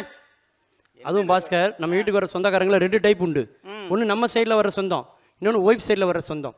ஒய்ஃப் சைடில் யாராவது சொந்தக்காரன் வரட்டுமே, என் மச்சான் வரான்னு வைங்களேன், என் ஒய்ஃபோட தம்பி 1 வாரத்துக்கு முன்னாடியே தலைவாழை இலை போட்டு அவியல் பொரியல் பச்சடி உப்பு அவுமா எல்லாம் செய்வா என் ஒய்ஃப். நான் அதை தப்பே சொல்றது இல்லை. ஏன் தெரியுமா? அந்த சாக்கிலே நமக்கு ஒரு நல்ல சாப்பாடு கிடைக்குதே. ஆனா இதே இது என்னை வளர்த்து ஆளாக்கிற தாய் மாமா வாராருமா அப்படின்னு சொன்னா போதும், ஒரு வாரமா தலைவலியா இருக்குங்க. அந்த ஹோட்டல்ல 2 கட்டி சட்னி சாம்பார் வாங்கி கொடுத்து அனுப்புங்க. நடுவர் அவர்களே, அதாவது இவ என்னமோ அப்பா வீட்டுல பாலிலே பல்லு விளக்கி, அப்பப்பா, பன்னீர்லே குளிச்சு, ஆமாமா, பஞ்சாமிர்தத்தையே தின்னு வாழ்ந்த மாதிரி. ஆமா, இல்ல எருமை, இதுல என்ன பெருமை ஆமா. வேணும்? கேட்டு பாருங்க, எங்க அப்பா என்ன ஆப்புலா ஊட்டி வளர்த்தாரு. அவன் சோத்துக்கு வழியில விளையாக்க மசாலா பிச்சை எடுத்து இருந்திருப்பான். குடிக்காது கூழு, சொல்றது மட்டும் அப்படி. என்ன சும்மா அப்பா வீட்டு பெருமை. அந்த மனுஷன் அப்பதான் வந்து நிப்பான். வந்து நின்னவன்ட்ட இப்படி எல்லாம் சொல்லி முடிச்சா, ஏண்டி இப்ப இது விவாதம் பண்ற நேரமா, இது தேவையில்லாத இதுக்கு பேசிட்டு இருக்க அப்படிம்பா. எல்லாம் உம்மால தாமியான அவன் ஓங்கி ஒரு இழுத்துருவான். நடுவர்களே, ஒன்று தெரியுமா, சண்டை வாழ்க்கையில வரும். அந்த அடிச்ச உடனே அந்த பிள்ளை, யோ உன் மூஞ்சிலே நீ முழிக்க மாட்டேயான்னு போய் படுத்துரும். அப்புறம் திரும்ப அந்த பையனை கூப்பிட்டு கேட்பான், ஏல வேலை உங்க ஆத்தா சாப்பிட்டாளா? இல்ல, நீ தானே அடிச்சா, போய் கேளு அப்படிமா. அந்த போய் உள்ள வந்துட்டு, பாஸ்கர் நீங்க பட்டிமன்றம்ங்கிற மறந்து மைண்ட் வாய்ஸ் அப்படியே பேசிட்டு இருக்கீங்களோ? நடுவர்களே, சரி சரி உங்க அம்மாவை சாப்பிட வர சொல்லலாம் சொன்னோம்னு சொல்லு, சாப்பிட வர சொல்லு. அது அழகா நம்முடைய இவரு கவிஞர் கண்ணதாசன் சொல்வார் அவர்களே, வளர்ந்த கதை மறந்து விட்டால் கேளடா கண்ணா, அவள் வடித்து வைத்த ஓவியத்தை பாரடா கண்ணா. அவன் இறங்கி வருவான் நடுவர்களே. உண்மையிலே எம்.எஸ். விஸ்வநாதன் அந்த பாட்டை பாடின பாடகரை விட உங்க பாட்டை கேட்டுதான்னு வைங்களேன், உங்களை தான் பாட வச்சிருப்பாரு. அப்படி இறங்கி வருவான் அவன். உடனே அந்த பிள்ளை சொல்லும், மறுபடி கேட்பான், தினம் தினம் ஏன் கோபம் கொண்டாள் கூறடா கண்ணா, அவள் தேவை என்ன ஆசை என்ன கேளடா கண்ணா. சொல்றான், பையன்ட்ட தூது விடுறான், எதுக்குப்பா கோவப்படுறான்னு. உடனே அந்த பிள்ளை சொல்லும், அது சொல்றது பாருங்க, நினைத்ததெல்லாம் மனது வெளியில் சொல்ல முடியுமா கண்ணா, அது நீ பிறந்த பின்பு கூட இயலுமா கண்ணா. அந்த பிள்ளை சொல்லுதுங்க, மனதில் அன்றே எழுதி வைத்தேன் தெரியுமா கண்ணா, அதை மறுபடியும் எழுத சொன்னால் முடியுமா கண்ணா. திரும்ப அவன் சொல்றான், இன்று வரை நடந்ததெல்லாம் போகட்டும் கண்ணா, இனி என்னிடத்தில் கோபமின்றி வாழ சொல் கண்ணா. கோபப்பட்டது போண்டா, என் கூட சேர்ந்து வாழ சொல்றான்னு சொல்றான் பொண்டாட்டிய. அந்த பிள்ளைக்கு ஒரு வார்த்தை சொல்லு பாருங்க கடைசியா, இதான் முத்தாய்ப்பான வார்த்தை. சொல்லுது, அவர் இல்லாமல் எனக்கு வேறு யாரடா கண்ணா, நான் அடைக்கலமாய் வந்தவள் தான் கூறடா கண்ணா. இப்படி எவ்வளவு சண்டைகள் வந்தாலும் கடைசியில் ஒருவர் அந்த சண்டையை மறந்து அவர்கள் ஊடலுக்கு பின்புதான் கூடல் என்று சொல்லுவான் வள்ளுவன், இல்லையா? ஊடுதல் காமத்திற்கு இன்பம், அதற்கு இன்பம் கூடி முயங்கப்பெரிய என்று வள்ளுவர் சொன்னார் அல்லவே. ஆகவே அதே போல் அந்த சண்டைகளை எல்லாம் மறந்து வாழ்க்கையில் வசந்தமாக வாழ்கிறார் அல்லவா? இது மகிழ்ச்சியா இல்லையா? ஒன்றை சொல்லி நிறைவு செய்கிற நடுவர் அவர்களே, எத்தனையோ சகோதரிகள் இருக்கின்றார்கள், அவர்கள் எத்தனை துன்பங்கள் வந்தாலும் அதை வெளியில் சொல்வார்கள். ஆனால் அந்த பிரசவ வலி என்று சொல்வார்கள் பார்த்தீங்களா, அதை ராஜ வலி என்று சொல்வார்கள். என்னுடைய சகோதரி சொன்னார்கள் 80 டெசிபல் என்று சொன்னார்கள் பார்த்தீங்களா, ராஜ வலி. இந்த உலகத்திலே மிக கொடுமையான வலி ராஜ வலி. அந்த வலி வந்த பிறகு அந்த குழந்தை பிறக்கின்றது. அந்த குழந்தை பார்த்த மாத்திரத்திலே, நீ தானே சனியனை, உன்னால தானே நான் இவ்வளவு கஷ்டப்பட்டேன், எந்த தாயா அந்த குழந்தைய வந்து திட்டுவாளா? தன்னுடைய குலம் தழைக்க ஒரு குழந்தை பிறந்து விட்டது என்ற தாயும், எனக்கொரு மகன் பிறப்பான், அவன் என்னை போலவே இருப்பான் என்று காலை தூக்கிவிட்டு அந்த இளைஞனும் சென்று இருவரும் அந்த குழந்தையை கொஞ்சுகிறார்களே, இந்த சந்தோஷம் திருமணத்திற்கு முன்பா பின்பா? ஆகவே நடுவர் அவர்களே, ஒன்றை சொல்லி நிறைவு செய்கின்றேன். வாழ்க்கை என்பது இருக்கும் வரை நினைவு, இருக்கும் வரை உறவு, இறந்து விட்டால் நினைவு. ஆகவே இருக்கக்கூடிய காலகட்டத்தில் நாளை என்பது எதிர்காலம், அது இறைவனுடைய கையில் இருக்கின்றது. நேற்று என்பது முடிந்த காலம், அதை பற்றி கவலைப்பட வேண்டாம். இன்றைய காலம் நிஜமான காலம். அந்த காலத்தில் திருமண வாழ்க்கை தான் வசந்தமான வாழ்க்கை, அதுதான் மகிழ்ச்சியை தரும் என்று கூறி வாய்ப்புக்கு நன்றி பாராட்டி விடைபெறுகின்றேன். நன்றி, வணக்கம். உண்மையிலே திருக்குறளை பற்றி சொன்னார், உண்மைதான். நம்ம காலையில் ஃபுல்லாக பார்த்தீங்கன்னா நம்ம சிந்தனை முழுக்க அறம் சார்ந்த சிந்தனையாக இருக்கும். பார்த்துருக்கீங்களா? நீதி, நேர்மை, உண்மை, அப்படித்தான் நம்ம மைண்டு போயிட்டே இருக்கும். 10 மணி ஆச்சுன்னு வைங்களேன், காலையில் பொருள் சார்ந்து சிந்திக்கும். பணம் சம்பாதிக்கணும், பணம் தேடணும், பிஸ்னஸ் பண்ணணும். எப்போ வரைக்கும்? ஈவினிங் 6 மணி வரைக்கும். 6 மணிக்கு மேலே நம்முடைய சிந்தனை வந்து சிற்றின்பத்தின் மீது போயிடும், இல்லையா? அதனால தான் நீ வேலை பார்த்தது போதும், நீ வீட்டுக்கு போகணும்னு அனுப்பி வைக்கிறான் ஒவ்வொரு கம்பெனிலையும். அதைத்தான் திருவள்ளுவர் என்ன பண்ணாரு, ஒரு நாளில் 3 விதமாக நம்முடைய மனம் மாறும் என்று தெரிந்துதான் அறத்துப்பால், பொருட்பால், காமத்துப்பால் என்று 3 பாலாக பிரித்து தந்தவனுடைய வான்புகழ் வள்ளுவன் என்பதை அவர் கோடிட்டு காட்டினார். வாழ்க்கை என்ற அத்தியாயத்தினுடைய வசந்தகால பக்கம் என்பது திருமணத்துக்கு முன்புதான் என்று பேசுவதற்காக பாலாஜி பாஸ்கரன் அவர்களை உங்களது கைத்தட்டல் கிடையே வருக வருக என்று வரவேற்கிறேன். ராசாக்களா, இந்த இதோட தலைப்பை படிச்சீங்களா என்னன்னு தெரியல. வாழ்க்கை புத்தகத்தின் வசந்தகால அத்தியாயம், திருமணத்திற்கு முன்பா பின்பா. படிச்சீங்களா? பேசின நடுவர்ல இருந்து பேசின எதிரிலேருந்து எல்லாருமே எங்க பக்கம் பேசுற மாதிரி இருக்கு. நாங்க என்ன புதுசா பேசணும்னே தெரியல. ஜான் மில்டன்ல இருந்து அவர் சொல்லி வந்தார், சரிங்களா? எல்லாமே நம்ம பக்கம் பேசின மாதிரியே இருந்துச்சு. அதனால சுருக்கமாக முடிச்சிடும், காலத்தின் அருமை கருதி, நேரம் இல்லை. முதல்ல இந்த 3 பேர்த்தையும் பார்த்து கேள்வி கேட்கணும். நான் இப்போ உங்களுடைய வாழ்க்கையில் வசந்தமான காலம் என்ன அப்படின்னு அவங்கள கேட்டேன்னா என்ன சொல்லுவீங்க? போன வாரம் நீங்கள் போட்டிங்களே ஒரு ஸ்டேட்டஸ், மேனேஜர் திட்டிகிட்டே போனால் இந்த வாழ்க்கை எவ்வளோ போர் அடிக்குது அப்படின்னு ஒரு ஸ்டேட்டஸ் போட்டிங்களா, அதை சொல்லுவீங்களா? தண்ணி எடுக்க கொடுத்த லேட் ஆயிடுச்சு, எங்கள் மாமியார் திட்டுனாங்க, திஸ் ஆல் டு பாஸ் அப்படின்னு புத்தர் போட்டோவோட ஒரு ஸ்டேட்டஸ் போட்டிங்களே, அதை சொல்லுவீங்களா? எது உங்கள் வாழ்க்கையின் வசந்த காலமாக இருக்குன்னு கேட்டால் எதை சொல்லுவீங்க? திருமணத்திற்கு பின் இதெல்லாம் சொல்லிகிட்டே வருவீங்களா? இல்லை நம்ம யார்கிட்ட கேட்டாலும் என்ன சொல்லுவோம்? அப்போ ஒரு காலத்தில், நாங்கள்லாம் அந்த காலத்தில், முன்னொரு காலத்தில் அப்படின்னு ஒரு செகண்டில் ஒரு 20-30 வருஷத்துக்கு பின்னாடி இளையராஜா பேக்ரவுண்ட் மியூசிக்கோடு நம்ம பள்ளி கல்லூரி வாழ்க்கை காலத்துக்கு போயிடுவோம். அதாவது திருமணத்திற்கு முந்தைய காலத்துக்கு நம்ம போயிடுவோம். அதுதான் வாழ்க்கையின் வசந்த காலம்னு நம்ம மனசில் எல்லாத்துக்கும் பதிஞ்சிருக்கு. ஏன்னா அந்த காலத்தோட மகிழ்ச்சி தான் இந்த மனசில் பசுமையாக நிறைஞ்சிருக்கு. நானும் என் ஃப்ரெண்டும் போய் சைக்கிளில் டபுள்ஸ் அடித்து போய் ஆற்றுக்காலில் குதித்து நீச்சல் அடித்து மகிழ்ச்சியாக இருந்துட்டு வந்தோம். இந்த நிகழ்வுகளை பேசும்போதே, அதை நினைக்கும் போதே நமக்குள்ள ஒரு மகிழ்ச்சி தோன்றும் இல்லையா? அந்த ஜாமெட்ரி பாக்ஸை பல்லால கடிச்சு திறப்போம் பாருங்க, அது எவ்வளோ சந்தோஷம் தெரியுமா? இப்போ இருக்கிற இந்த எல்லாத்தையும் கேட்குறேன், திருமணம்ங்கிறது ஒரு கால்கட்டு. அந்த கால்கட்டை போட்டதுமே தலையில் எல்லாத்தையும் கட்டி சுமத்தி ஏற்றிடுவாங்க. நம்மளுடைய சிந்தனை எல்லாமே இந்த பொறுப்பு கமிட்மெண்ட் ஆனதுக்கப்புறம் என்ன வரும்? இந்த குடும்பத்தை எப்படி கொண்டு போகிறது, லோன் கட்டுறது எப்படி, வீடு கட்டுறது எப்படி, இந்த சிந்தனையிலே இருக்குமே தவிர மகிழ்ச்சி வசந்தம் அப்படின்றதுக்கு பொருளை பார்த்தோம்னா அது கல்யாணத்துக்கு முன்பு தான் அப்படின்னு சொல்லுவேன். ஆணோ பெண்ணோ திருமணம் ஆன பிறகு அவங்களுக்காக வாழ்கிறதே இல்லைங்க, அடுத்தவங்களுக்காகத்தான் வாழ்கிறாங்க. இன்னொருத்தருக்காக தியாகம் செஞ்சுட்டு தான் வாழ்கிறாங்க. இதில் ஆண்களை கூட ஒரு வகையில் சேர்த்துடலாம். பெண்கள் வேலை வேலை வேலை 24 மணி நேரம் வேலை தான். பெண்கள் உங்களுக்காக தான் பேசிக்கிட்டு இருக்கிறேன், 24 மணி நேரம் வேலை தான். இதில் வசந்தம் எங்கேருந்து வீசுதுன்னே தெரியல. என்ன நல்லா பாருங்கள், திருமணம் ஆன மறுநாள்ல இருந்து எல்லாரும் சொல்லிடுவாங்க, ஏய் நீ அதை செய்யக்கூடாது, இதை செய்யக்கூடாது, அப்படி பேசக்கூடாது, இப்படி பேசக்கூடாது. ஒருத்தன் தன்னுடைய இயல்பு வாழ்க்கையவே திருமணம் ஆனதுக்கு பிறகு மாற்றிடுவாங்க. எது செஞ்சாலும் நீ உனக்கு கல்யாணம் ஆயிடுச்சு, இனிமேல் அப்படிலாம் இருக்கக்கூடாது அப்படின்ற ஒரு அறிவுறுத்தல் வந்துட்டே இருக்கும். சுயமாக சிந்திக்கவே விடாது இந்த சமூகம். இதில் ஆண்களுக்கு ஒரு வசதி உண்டு, பள்ளி கல்லூரி நண்பர்களை சந்தித்து பேசவோ தொடர்பில் வச்சுக்கிறவோ ஒரு வசதி இருக்கும் திருமணத்திற்கு பின்பும் கூட. ஆனால் திருமணம் ஆன பிறகு பெண்களுக்கு அந்த மாதிரி ஒரு வசதின்றதே கிடையாது. அவர்களுடைய நண்பர்கள் யார் தெரியுமா? பெண்களுக்குரிய நண்பர்கள், அவங்க பள்ளி கல்லூரி நண்பர்கள் இருக்க மாட்டாங்க. இப்போ பேசுறதுக்கு கணவரோட நண்பருடைய மனைவியோ, எதிர்த்த வீட்டுக்காரங்களோ, பக்கத்து வீட்டுக்கார பெண்களோ தான் அவங்களுடைய நண்பர்களாக இருப்பாங்க. அவங்க பண்ண சேட்டையவோ ஒரு சந்தோஷமாக இருந்ததையோ பேசி சிரிக்க கூட அவங்களுக்கு திருமணம் ஆன பிறகு வாய்ப்பு இல்லை. திருமணமான அன்னைக்கு ஒரு ஃபோட்டோ எடுக்கிறாங்க பார்த்தீங்களா, அதோட பெண்களுக்கும் அவர்கள் நண்பர்களுக்குமான உறவுகள் தொடர்புகள் அறுந்து போயிடும். அதன் பின்னர் அவங்க தேடிலாம் கண்டுபிடிக்க முடியாது. ஏன்னா எல்லாத்துக்கும் அவங்க வீட்டில் கேட்கணும், எல்லாத்துக்குமே பெர்மிஷன் கேட்டு தான் அவங்களால செய்ய முடியும். இப்போ நம்ம பழைய நண்பர்கள் நினச்சி பாருங்கள், உங்களுடைய பழைய வாழ்க்கையை நினச்சி பாருங்கள், உங்கள் மனசில் ஒரு சந்தோஷம் பொங்கி வழியும். அம்மா ஃபாத்திமா, திருமணமானதுனால தான் உறுதியாக சொல்கிறோம், கல்யாணத்தை வாழ்க்கை பின்னாடி வசந்தம் இல்லை, முன்னாடி தான் வசந்தம்ன்றதை திருமணம் ஆனதுனால தான் உறுதியாக சொல்கிறோம். நாங்கள் இப்போ வரவு இல்லாமல் செலவு செய்கிறது தானேங்க வசந்த காலம். நம்ம வரவு இல்லாமல் அப்பாட்ட காசு வாங்கிட்டு போய் வாங்கி திங்கிறதோ, விளையாடுறதோ, வாடகை சைக்கிள் ஓட்டுறதோ, அதுதானே வசந்த காலமாக இருந்துச்சு. அது ஒரு கணக்காலம் சொல்லுவோம்ல. கொஞ்சம் பின்னோக்கி பயணித்து பாருங்களேன், இந்த உலகத்தில் வேறு எதுவுமே இல்லைன்னு உங்களுக்கு தோணும். அது மட்டும் இல்லை, திருமணத்திற்கு முன்பும் பின்பும் பார்த்தோம்னா பெற்றோர்களுக்கும் நமக்கும் ஒரு பெரிய இடைவெளியே விழுந்துருது. பெற்றோர்களுக்கும் நமக்கும் இது ரொம்ப முக்கியமான விஷயம். கல்யாணத்துக்கு முன்னாடி நம்ம அப்பா அம்மா கூடவே இருப்போம், எதுனாலும் பார்த்துக்குருவோம், போவோம், வருவோம்.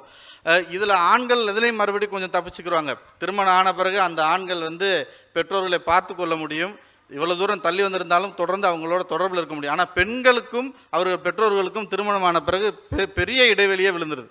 அவங்களுக்கு ஏதாச்சும் ஒன்றுனாலும் தகவல் சொல்கிறது அவங்களுடைய அண்ணனுடைய மனைவியோ தம்பியுடைய மனைவியோ சொல்லித்தான் பெண்களுக்கு தெரியும். இதில் எதை வச்சு இந்த பெண்கள் வசந்தத்தில் நீங்கள் பேசுனீங்கன்னு எனக்கு தெரியல. கல்யாணத்துக்கு அப்புறம் இது மகிழ்ச்சியாக பேச வேண்டிய நிகழ்வு இல்லையா? சுற்றுலாவை பற்றி பேசணும்னா, சுற்றுலா, இன்ப சுற்றுலா அப்படின்னா எதங்க ஞாபகம் வரும் உங்களுக்கு? பள்ளிக்கூடத்துலையோ காலேஜ்லேயோ கல்யாணத்துக்கு முன்னாடி ஃப்ரெண்ட்ஸோடு சேர்ந்து போனதோ அப்பாவோட போனதானே ஞாபகம் வரும். இப்போ அப்பா புளியோதரை கட்டுறதுலேருந்து பஞ்சு மிட்டாய் வாங்கி கொடுக்குற வரைக்கும் அப்பா எல்லாமே பார்த்துக்குருவார். நம்ம நல்லா ட்ரெஸ் பண்ணிட்டு போய் மகிழ்ச்சியாக சுற்றி பார்த்துட்டு வந்தால் போதும். ஆனால் இப்போ அப்படியா? அது கிடையாது. இப்போ வந்து என்ன, இந்த 3 நாள் விடுமுறையில் எங்கே போனீங்க? கோர்ஃபகான் போயிருப்பீங்க. கோர்ஃபகான் போகணுன்னா கூட வீட்டில் சாப்பாடு நம்மளே கட்டணும், போகிற வழியில் நிறுத்தி எல்லாருக்கும் பரிமாறணும், அந்த குப்பை அள்ளி போடணும், அதுக்கப்புறம் பிள்ளைகளை குளிக்க வைக்கணும், இது எல்லாம் பண்ணி வரணும். இது வந்து ஒரு வேலையை தான் நடந்துக்கிட்டு இருக்க ஒழிய அந்த போன இடத்துலையும் எந்த இன்பத்தையும் அனுபவிக்க முடியாது, அந்த மகிழ்ச்சி முழுமையாகவே கிடைக்காது. வீட்டுக்கு வந்த பிறகு என்ன ஆகும், அவர் வந்து உட்காந்துருவார், உட்காந்து டிவி ஆன் பண்ணிவிட்டு ஃபோனில் ஸ்டேட்டஸ் போடுவார். It was a wonderful trip, we had a pleasant time with family அப்படின்னு போடுவார். ஆனால் பெண்கள் அப்பவும் போய் அடுப்பில் தோசை விடணும், தோசை சுட்டு கொண்டாந்து கொடுக்கணும். என்னம்மா கொடுக்குறதுல தான் இன்பமா? கொடுக்குறதுல இன்பம். அவங்ககிட்ட கேட்டு பாருங்க, உங்கள் எல்லாருக்கும் சுட சுட சுட்டு கொடுப்பாங்க, அவங்க எதுவுமே இல்லாமல் மொத்தமாக 4 சுட்டுட்டு வந்து வெந்ததும் வேகாதையும் தின்னுட்டு வருவாங்க. அவங்ககிட்ட போய் கொடுக்குறது தான் இன்பம், இதுதான் மகிழ்ச்சின்னு சொல்லி பாருங்க, தோசை கல்லே பறந்து வரும். கவலைங்கிறது மனுஷனுக்கு எப்போ சார் வரும்? கவலைங்கிறது எப்போ வரும்னா எதிர்காலத்தை பற்றின பயம் வரும்போது வரும். எதிர்காலத்தை பற்றின பயம் எப்போ வரும்னா கல்யாணமான மறுநாள்ல இருந்து வரும். அதுக்கு முன்னாடி அவன் கவலையே பட்டிருக்க மாட்டான். தலைமுடி கொட்டினதே கல்யாணத்துக்கு அப்புறம் தான் சார். ஏன்னா கவலை வரும். கடைசியா அண்ணன் சசியன் என்ற ஒரு கேள்வியை கேட்டுட்டு, அவர் ஒருத்தர் தான் இன்ன வரைக்கும் பேசாம இருக்காரு, அந்த அணிக்காக பேச போற ஒரு ஆள் அவர் தான். அவர்கிட்ட ஒரு கேள்வியை கேட்டுக்கிறோம். அதாவது கல்யாணத்துக்கு முன்னாடி நினைச்ச நேரத்தில் நினைச்ச விஷயத்த நீங்க செய்ய முடிஞ்சா இல்லையா? டியூஷனுக்கு போறேன்னு சொல்லிட்டு நீங்க எங்கெங்க போனீங்கன்னு என்கிட்ட சொல்லியிருக்கீங்க. முன்னாடியே சினிமாவுக்கு போயிருக்கீங்க, எங்க போனீங்க, என்ன பண்ணீங்கன்னு எல்லாம் சொல்லியிருக்கீங்க. ஃப்ரெண்டை பார்த்துட்டு வரேன்னு எங்க வேணா போகலாம். ஆனா இப்ப முடியுமா? எல்லாத்துக்கும் அனுமதி வாங்கணும், எது செஞ்சாலும் அனுமதி வாங்கணும். அலுவலகத்தில் கூட ஒரு வேலைக்கு அனுமதி வாங்குற 2 மெயில் போட்டு அவங்க மேனேஜரை கன்வின்ஸ் பண்ணிடலாம். ஆனால் எங்கள் அத்தாச்சி மீனாவை கன்வின்ஸ் பண்ணி அனுமதி வாங்குறதுக்கு அவர் படுற பாடு என்னன்னு எங்களுக்கு தான் தெரியும். நல்லா இருக்க குடும்பத்தில் கும்மி அடிச்சிட்டு இருக்கீங்க இப்படி? இல்லை, உண்மையை தானே சொல்கிறேன். ஒரு வாரம் கழிச்சு அவர் போக போகிற ட்ரிப்புக்கு 1 வாரத்துக்கு முன்னாடி இருந்து அவர் விட்டு போட்டுக்கிட்டே இருக்கிறாரு, மீனா இதைத்தான் நான் செய்ய போகிறேன் அப்படின்னு. ஆகவே இந்த வாழ்க்கையின் வசந்த கால அத்தியாயம் அப்படிங்கிறது திருமணத்திற்கு முன்பே என்றும் அதுதான் உலகறிந்த உண்மை என்றும் சொல்லி இந்த நல்வாய்ப்பிற்கு நன்றி கூறி அமர்கிறேன். நன்றி, வணக்கம். மேலே வாழ்வினுடைய வசந்த காலம் வந்து கல்யாணத்துக்கு முன்னாடி தான் அப்படின்னு ரொம்ப அருமையாக பேசியிருக்கீங்கன்னா உண்மைதான். கோடை காலம்தான் நம்ம பசங்களுக்கே வசந்த காலம் இல்லையா? ஸ்கூல் விட்டாச்சு அப்படின்னா அதுதான் வசந்த காலம். கல்யாணத்துக்கு முன்னாடி ஒரு மகிழ்ச்சி அப்படின்னு அவர் சொன்னார். உண்மை. தோசையெல்லாம் எப்படி அப்படிங்கிறதெல்லாம் சொன்னார். ஆனால் வீட்டில் ஒரு பெண் குழந்தை தோசை சுடும் அப்பாவுக்கு, அது பிஞ்சு போகும். அந்த பிஞ்ச தோசைலாம் யாருக்கு வரும்? அப்பாவுக்கு வரும். அதை சரி பண்ணி சமாளிப்பார். என் வீட்டில் கூட என் ஒய்ஃப் தோசை சுட்டா கருகி வந்துச்சு. என்னம்மான்னு தோசைக்கல்ல மாற்றி போட்டு ஊற்றிருக்கா மாவை. ஆனால் அதுலேயும் ஒரு மகிழ்ச்சி இருக்கத்தானே. நான் சமீபத்தில் தான் கல்கத்தாக்கு போனேன். அங்கே வந்து பார்த்திங்கன்னா காளி வச்சுருந்தாங்க. நான் ஏன் காளி கோபமாக இருக்காங்க அப்படின்னேன். ஏன்னா எலும்பு கூடலாம் போட்டிருப்பாங்க, கையில் ஆயுதம்லாம் வச்சுருக்கோம். அவன் சொன்னால் சிரிச்சிட்ருக்காங்க, நல்லா பாரு அப்படின்னா. எங்கடா அப்படின்னு பார்த்தா லேட்டாக ஒரு புண் சிரிப்பு. என்ன விஷயம் அப்படின்னேன். 500 ரூபா கொடு அப்படின்னா. 500 ரூபா கேட்கானே அப்படி சரின்னு கொடுத்தேன். அப்புறம் சொன்னான், கீழே பாருண்ணா. கீழே பார்த்தீங்கன்னா சிவபெருமான் படுத்திருக்கார், அப்படி நெஞ்ச மீச்சு அந்த மாதிரி ஒரு பார்வை பார்க்க ஒரு சிரிப்பு. அப்போ தான் எனக்கே ஒரு உண்மை புரிஞ்சுது. என்ன தெரியுங்களா? எந்த ஒரு பொண்ணாக இருந்தாலும் கட்டின புருஷனை கீழே படுக்க போட்டு அவன் நெஞ்சில் ஒரு மிதிச்சா ஒரு சந்தோஷம் வரத்தானே செய்யும் இல்லையா? அந்த மாதிரி மகிழ்ச்சி எவ்வளோ இருக்குது அப்படிங்கிறதெல்லாம் நம்ம பார்த்தோம். உண்மையிலேயே அவர் சொன்ன பாயிண்ட் ரொம்ப கரெக்டு. படி தாண்டாத பத்தினி அப்படின்னு நம்ம ஊரில் சொல்லுவாங்க இல்லையா? என்ன படி தாண்டாத பத்தினி? படியை தாண்டாத பத்தினின்னு அர்த்தமா? அப்படி கிடையாது. படி என்றால் சம்பளம் என்று அர்த்தம். கணவன் சம்பாதித்து வருகிற அந்த சம்பளத்தை தாண்டாமல் வாழ்வதுதான் பத்தினி என்று நம்முடைய தமிழ் பெண்கள் வைத்தார்கள். அப்படி திருமணத்துக்கு பிறகு மகிழ்ச்சி இருக்கிறது என்று பேசுவதற்காக மிகச்சிறந்த நாடறிந்த நல்ல கவிஞர், அற்புதமான பேச்சாளர், பெரும் மதிப்பிற்குரிய சசி எஸ் குமார் அவர்களை உங்களது கைத்தட்டலுக்கிடையே வருக வருக என்று வரவேற்கிறேன். பாலாஜி அழகான ஒரு கேள்வி ஒன்று கேட்டார். இங்கே வந்தீங்களே, அது உங்கள் மனைவிட்ட வந்து மீனா அத்தாச்சிட்ட நீங்கள் வந்து பர்மிஷன் வாங்குனீங்களா? கேட்டீங்கல்ல? மீனாட்சினாலே பர்மிஷன் கேட்டு தானே ஆகணும். ஆமாம் ஆமாம், பாரதியே கேட்டிருக்கார்ல. உனக்கேதும் தடை உள்ளதோன்னு கேட்டார்ல, கடவுளை கேட்டார்ல. கேட்கறதுல என்னங்க தப்பு? மனைவிட்ட கேட்கறதுல என்ன தப்புன்னு? என்ன தப்பு? முன்னாடி ஒய்ஃப் வச்சுட்டு கேட்டா மனுஷன் எப்படி பேசுவாரு? ஆமாம். எனக்கு இங்கே வந்ததுலேருந்து எனக்கு ரொம்ப ஆச்சரியமாக இருக்கு. 3 தெய்வங்கள் நான் ஒரு படம் வந்தது. ஆமா, 71 நினைக்கிறேன். 3 தெய்வங்கள். 3 தெய்வங்கள் இங்க இருக்காங்க. இவங்க இல்ல, சோலையப்பன், மணிவண்ணன், தேவதர்ஷினி அவங்க மட்டும் வரல. இந்த தேவதர்ஷினி இவங்களுடைய மனைவி, பாலாஜியோட மனைவி. குலதெய்வம். தெய்வங்களை வச்சுக்கிட்டு அந்த தெய்வங்கள் எப்படிதான் ஒரு சமாளிக்குதுன்னு எனக்கு இன்னும் புரியவே இல்லை. எனக்கு ஒன்று ரொம்ப ஆச்சரியமா இருக்கு. ஒரு பொறுப்பின் மேல் இவங்களுக்கு என்ன வெறுப்புன்னு தெரியல. இவ்வளோ பொறுப்பற்ற தனமா நான் யாரையுமே பார்த்தே இல்லைங்க. கடுப்புல பேசுன மாதிரி பேசுறாரு. இல்லை நான் நிஜமா தான் சொல்றேன். அப்பா உழைப்பில் வாழணுமா, அம்மா உழைத்து எல்லாம் செய்யணுமா, ஆனா நான் உழைக்க வரும்போது நான் மாட்டேன்றாங்க. இதெல்லாம் எப்படிங்க நியாயம்? அப்பனா அங்க வெளியில இருந்து வரும்போது கணவன் கையை பிடித்து கொண்டே வந்தீர்களே, எல்லாம் நடிப்பா, எல்லாம் அத்தனையும் நடிப்பா, என்னம்மா இது? நான் ஒரே ஒரு விஷயத்தை நான் சொல்றேன், கடகடன் பேசி முடிச்சிடலாம். ஒரு கப்பல், ஒரு அழகான பழமொழி உண்டு, ship is safe in harbour but ship is not made for that. சபாஷ். ஒரு கப்பல் வந்து அது ஹார்பர்ல அதனுடைய போர்ட்ல இருக்கும்போது ஒரு பிரச்சனை கிடையாது, பலே. மழை கிடையாது, சுழல் கிடையாது, பலே. அலை கிடையாது, இடி கிடையாது, எதுவுமே கிடையாது. ஆனா அது கப்பலே கிடையாது. இப்ப புரியுதா? அண்ணன் வந்து புயல் வீசக்கூடிய, சுனாமி அடிக்கக்கூடிய ஆழ்கடலில் இருந்து பேசிட்டு இருக்காருன்னு. எப்படி கப்பலை ஓட்டுறாரு பாருங்க. இல்ல, திருமணத்துக்கு முன்னாடி நம்ம வாழ்க்கைன்றது ஒரு ஹார்பர்ல இருக்க கப்பல், ஒண்ணுமே ஒரு பிரச்சனையும் கிடையாது. நினைச்ச இடம் வந்தா பொறுப்பற்ற தன்மை முழுக்க முழுக்க என்ன வேணா இல்ல, அது அங்க பார்த்து சொல்லுங்க. ஆனால் நான் உங்களை சொல்ல அப்படி போயிட்டு இருக்க இந்த வாழ்க்கையில இவங்க அப்படி சொல்ல. அது செந்தூரி சோலையப்பன், ஒரு சோலைன்னு ஒரு அழகான வசந்தம் தந்த சோலையப்பன் கையில கூட வாழ்ந்துகிட்டு இவங்க என்ன சொல்றாங்க பாருங்க. பாலைவனத்துல இருந்துட்டு சோலைவனம் இப்படி பேசுறீங்களா? கிடையாது. ஆமா, அதுக்கு அது மட்டும் இல்ல. ஐயோ, புல்லட்டு புல்லுக்கட்டு, ஏன் இந்த பொய்யோட இவ்வளவு மல்லுக்கட்டு, என்ன பிரச்சனை உங்களுக்கு? அப்புறம் இன்னொரு பொய்யை எல்லாம் சொல்லிட்டே இருக்காங்க. யாரோ ஒரு சினிமாவில் சொல்லிட்டாங்கன்ட்டு. நண்பர்களே, உங்களிடம் ஒன்று சொல்லிக் கொள்கிறேன். வனம் சார்ந்த விஷயங்கள் உங்களுக்கு தெரியுமானால் சிங்கம் மட்டும்தான் குடும்பத்தோடு இருக்கக்கூடிய மிருகம். நீங்க சிங்கத்தை காட்டுல தனியா பார்க்க முடியாது. 3-4-5 சிங்கங்களோட தான் ஒன்றா வரும். அதனால்தான் அது காட்டிற்கு ராஜாவாக இருக்கிறது. அதை புரிஞ்சுக்கணும் நீங்க. அதை புரியாம இவங்க அப்படி ஒரு பக்கம். நான் வந்து என்ன சொன்னீங்க? Daddy's princess. Dad's little husbands வீட்ல கிரேட் கண்ணாடி இருக்கா இல்லையான்னு தெரியல.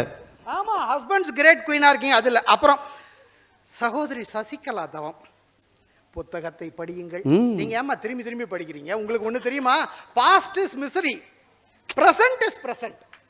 இப்ப என்ன நடக்குதோ அதுதாங்க நம்மளுடைய வரவு. அதை பத்தி தெரியாம இவங்க அது மாதிரி எல்லா நாஸ்ட்ராலஜியும் நல்ல நாஸ்ட்ராலஜி கிடையாது, வேஸ்ட்ராலஜி நிறைய இருக்கு. அதை புரிஞ்சுக்கிறது கிடையாது நீங்க. இன்னொன்னு, அவங்க பெரிய லிஸ்ட்.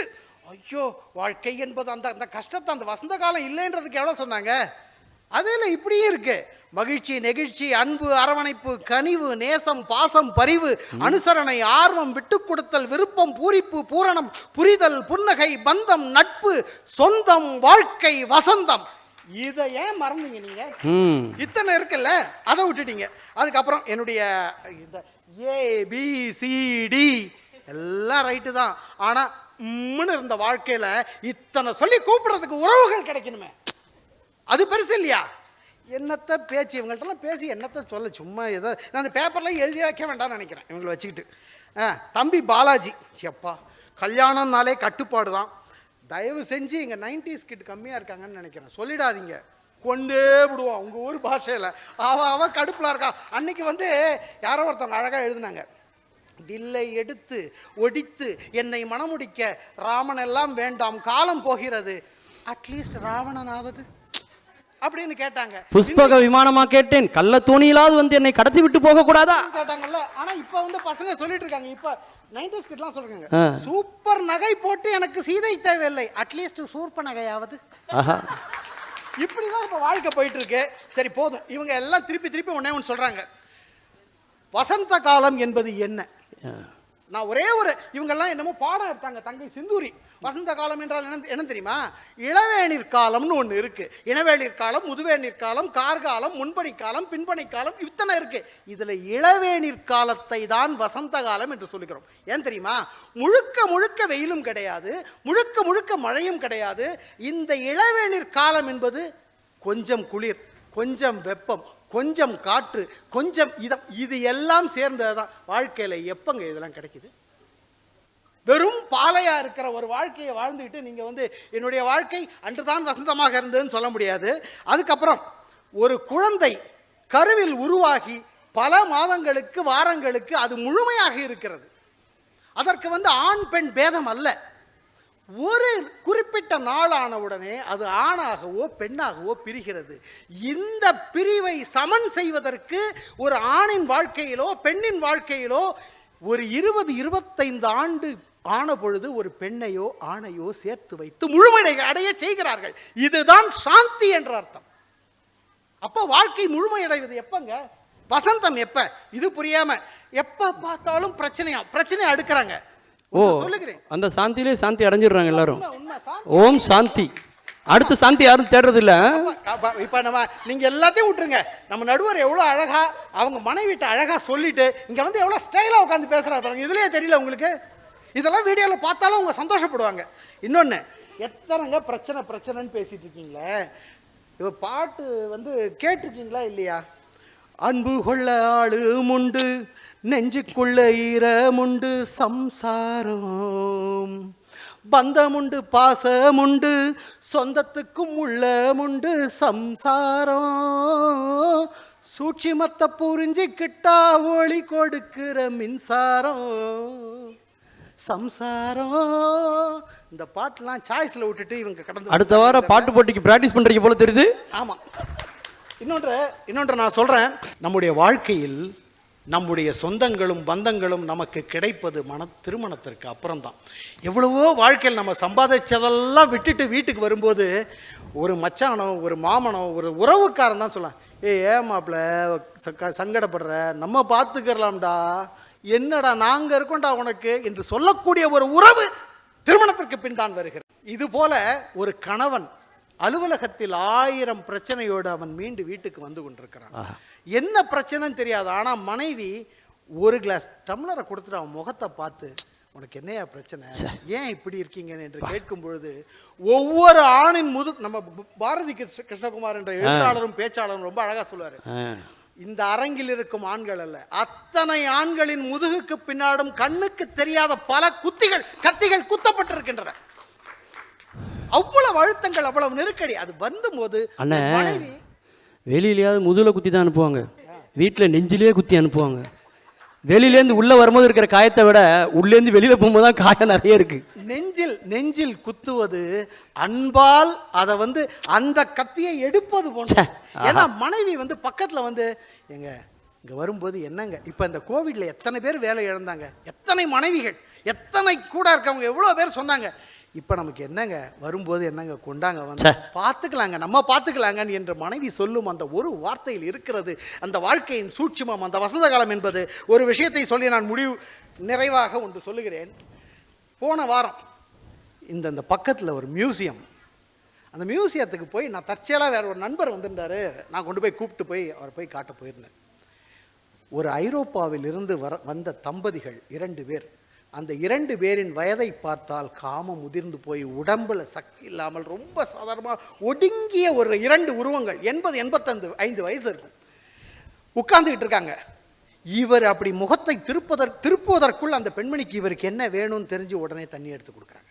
இவர் குடிக்கிறாரு, திருப்பி ஏதோ ஒன்று சொல்றாரு, அடுத்த விஷயத்தை அவங்க அதுக்கு பதில் சொல்றாங்க. என்ன பேசுறாங்க நமக்கு புரியல.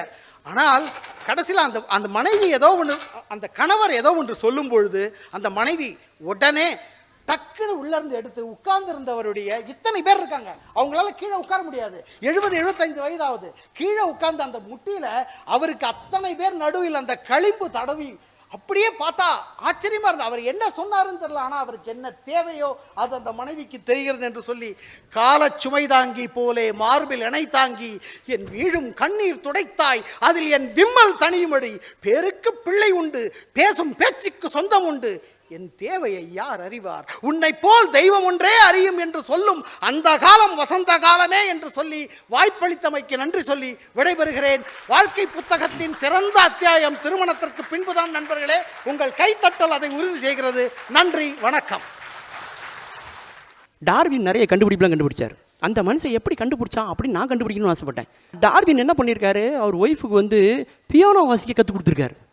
இப்போ அந்த அம்மாவை அங்கே என்கேஜ் பண்ணதுக்கப்புறம் இவர் நிம்மதியாக நினைச்சிருக்காரு, அவர் பாட்டுக்கு ஒன்று ஒன்றா புதுசாக கண்டுபிடிச்சிட்டு இருந்திருக்காரு. நல்லா தெரிஞ்சுக்கங்க இல்லையா?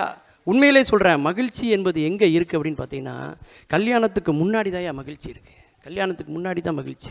கல்யாணத்துக்கு பின்னாடி என்ன மகிழ்ச்சி இருக்குது அவங்க சொன்னாங்க. ஒரு விஷயத்தை யோசிச்சு பாருங்கள். ஆனியன் தோசை வாங்கணும்னு நம்ம ஆர்டர் பண்ணுவோம். ஆனால் என்ன பண்ணுவோம், அந்த ஆனியனெல்லாம் பொறுக்கி போட்டு சாப்பிடுவோம். டீ சூடாக வேணும்னு ஆர்டர் பண்ணுவோம், ஊதி ஊதி குடிப்பான் இல்லையா? அந்த மாதிரி ஏன் கஷ்டப்பட்டு இருக்கீங்க கல்யாணம்னு ஒன்று பண்ணிக்கிட்டு, எங்களை மாதிரி நிம்மதியாக இருங்கன்னு சொன்னாங்க பாருங்கள். இவர்கள் பக்கம் நியாயம் இருப்பதாக தோன்றுவதால் வாழ்க்கை என்ற அத்தியாயத்தினுடைய வசந்த காலம் என்பது திருமணத்துக்கு முன்பே திருமணத்துக்கு முன்பே திருமணத்தின் முன்பே என்பதே பட்டிமன்றத்தின் தீர்ப்பாக வழங்க வேண்டும் என்று இவர்கள் ஆசைப்படுகிறார்கள். கல்யாணத்துக்கு அப்புறம் எவ்வளோ சந்தோஷம் ஐயா. என் பொண்டாட்டியோடு நான் திருநெல்வேலிக்கு போவேன் சொந்தக்காரன் கல்யாணத்துக்கு.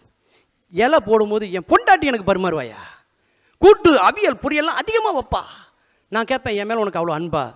இல்லை, கடைசி பந்தி வரைக்கும் இதெல்லாம் இருக்காது, மொத்தத்தையும் நீயே தின்னு காலி பண்ணாத. உனக்கு வைக்கிறது எதுக்குன்னா நீ கொஞ்சமாக சாப்பிட்டு மீதி மிச்சம் வை, நான் சாப்பிட்றதுக்கு எனக்கு வேணும். சரியா? ஒவ்வொரு உறவுகளுக்குள்ளேயும் ஒரு அர்த்தம் உண்டு. அண்ணன் சொன்னார நாத்தனார்னு ஒரு உறவு தெரியுமா? கல்யாணத்தில் பாருங்கள், ஒரு 2 செய்தி முடிச்சிடுறேன், ஒரே செய்தி தான். நாத்தனார்னு ஒரு உறவு.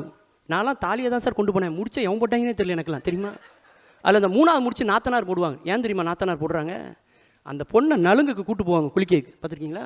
அந்த பொண்ணை வந்து முழுமையாக குளிக்கிறதுக்கு முன்னாடி எந்த வித காயமும் இல்லையா ஊனமும் இல்லையான்னு தெரிஞ்ச ஒரே ஆள் யாருன்னா அந்த நாத்தனார் தான். அவள் 3வது முடிச்ச ஏன் போடுறானா, இந்த பொண்ணுக்கு எந்த குறையும் இல்லைன்னு நான் அக்னாலஜ்மெண்ட் பண்ணுறேன்னு அவள் முடிச்சு போடுறா, தெரியுங்களா?